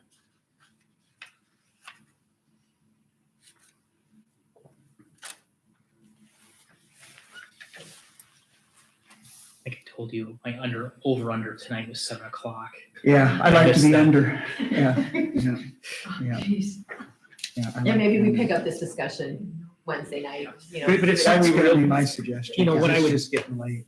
What I would really ask of council is really identify what issues do we need to continue to discuss, and have those lists prepared, so we can have a good discussion. Because in the end, staff really wants to provide the budget framework that the council wants to live by over the next year. We've always said the budget is, in my estimate, one of the most important policy documents the council has. It provides the community direction of how the city is moving over the next year. So, so think about that. And I guess, I would really my ask would be, let's have that list so we can go through it on Wednesday night. Yeah, and I said we'll do it first thing, but no, we'll do the rec center first. Sorry. It's not the, you got a whole bunch of stuff. Yeah, Parks and Rec. I'm sorry. And really, I said Parks and Rec, sorry. I really don't think we should my opinion is not discuss a lot of this, because when Chad gets done and other things will happen, you might have an idea tonight that once you hear Chad, like, well, I'm not doing this, I'm gonna, you can change your mind too. So I think we need to hear it all before we start discussing. And that's fine. You mean Wednesday night, though? After Chad's You guys done. don't want to start now? No. Just making sure. Yeah, well, Do you? I don't know where to be. thanks for sticking around, but no. Pulling all-nighter. So a motion to adjourn then, right? Are we to a point for a motion to adjourn, please? I'll move. I just second. That was easy. All right. Tom? Yes. Misty? Yes. JJ? Yes. Laverne? Yes. Kyle? Yes. Carol? We are adjourned.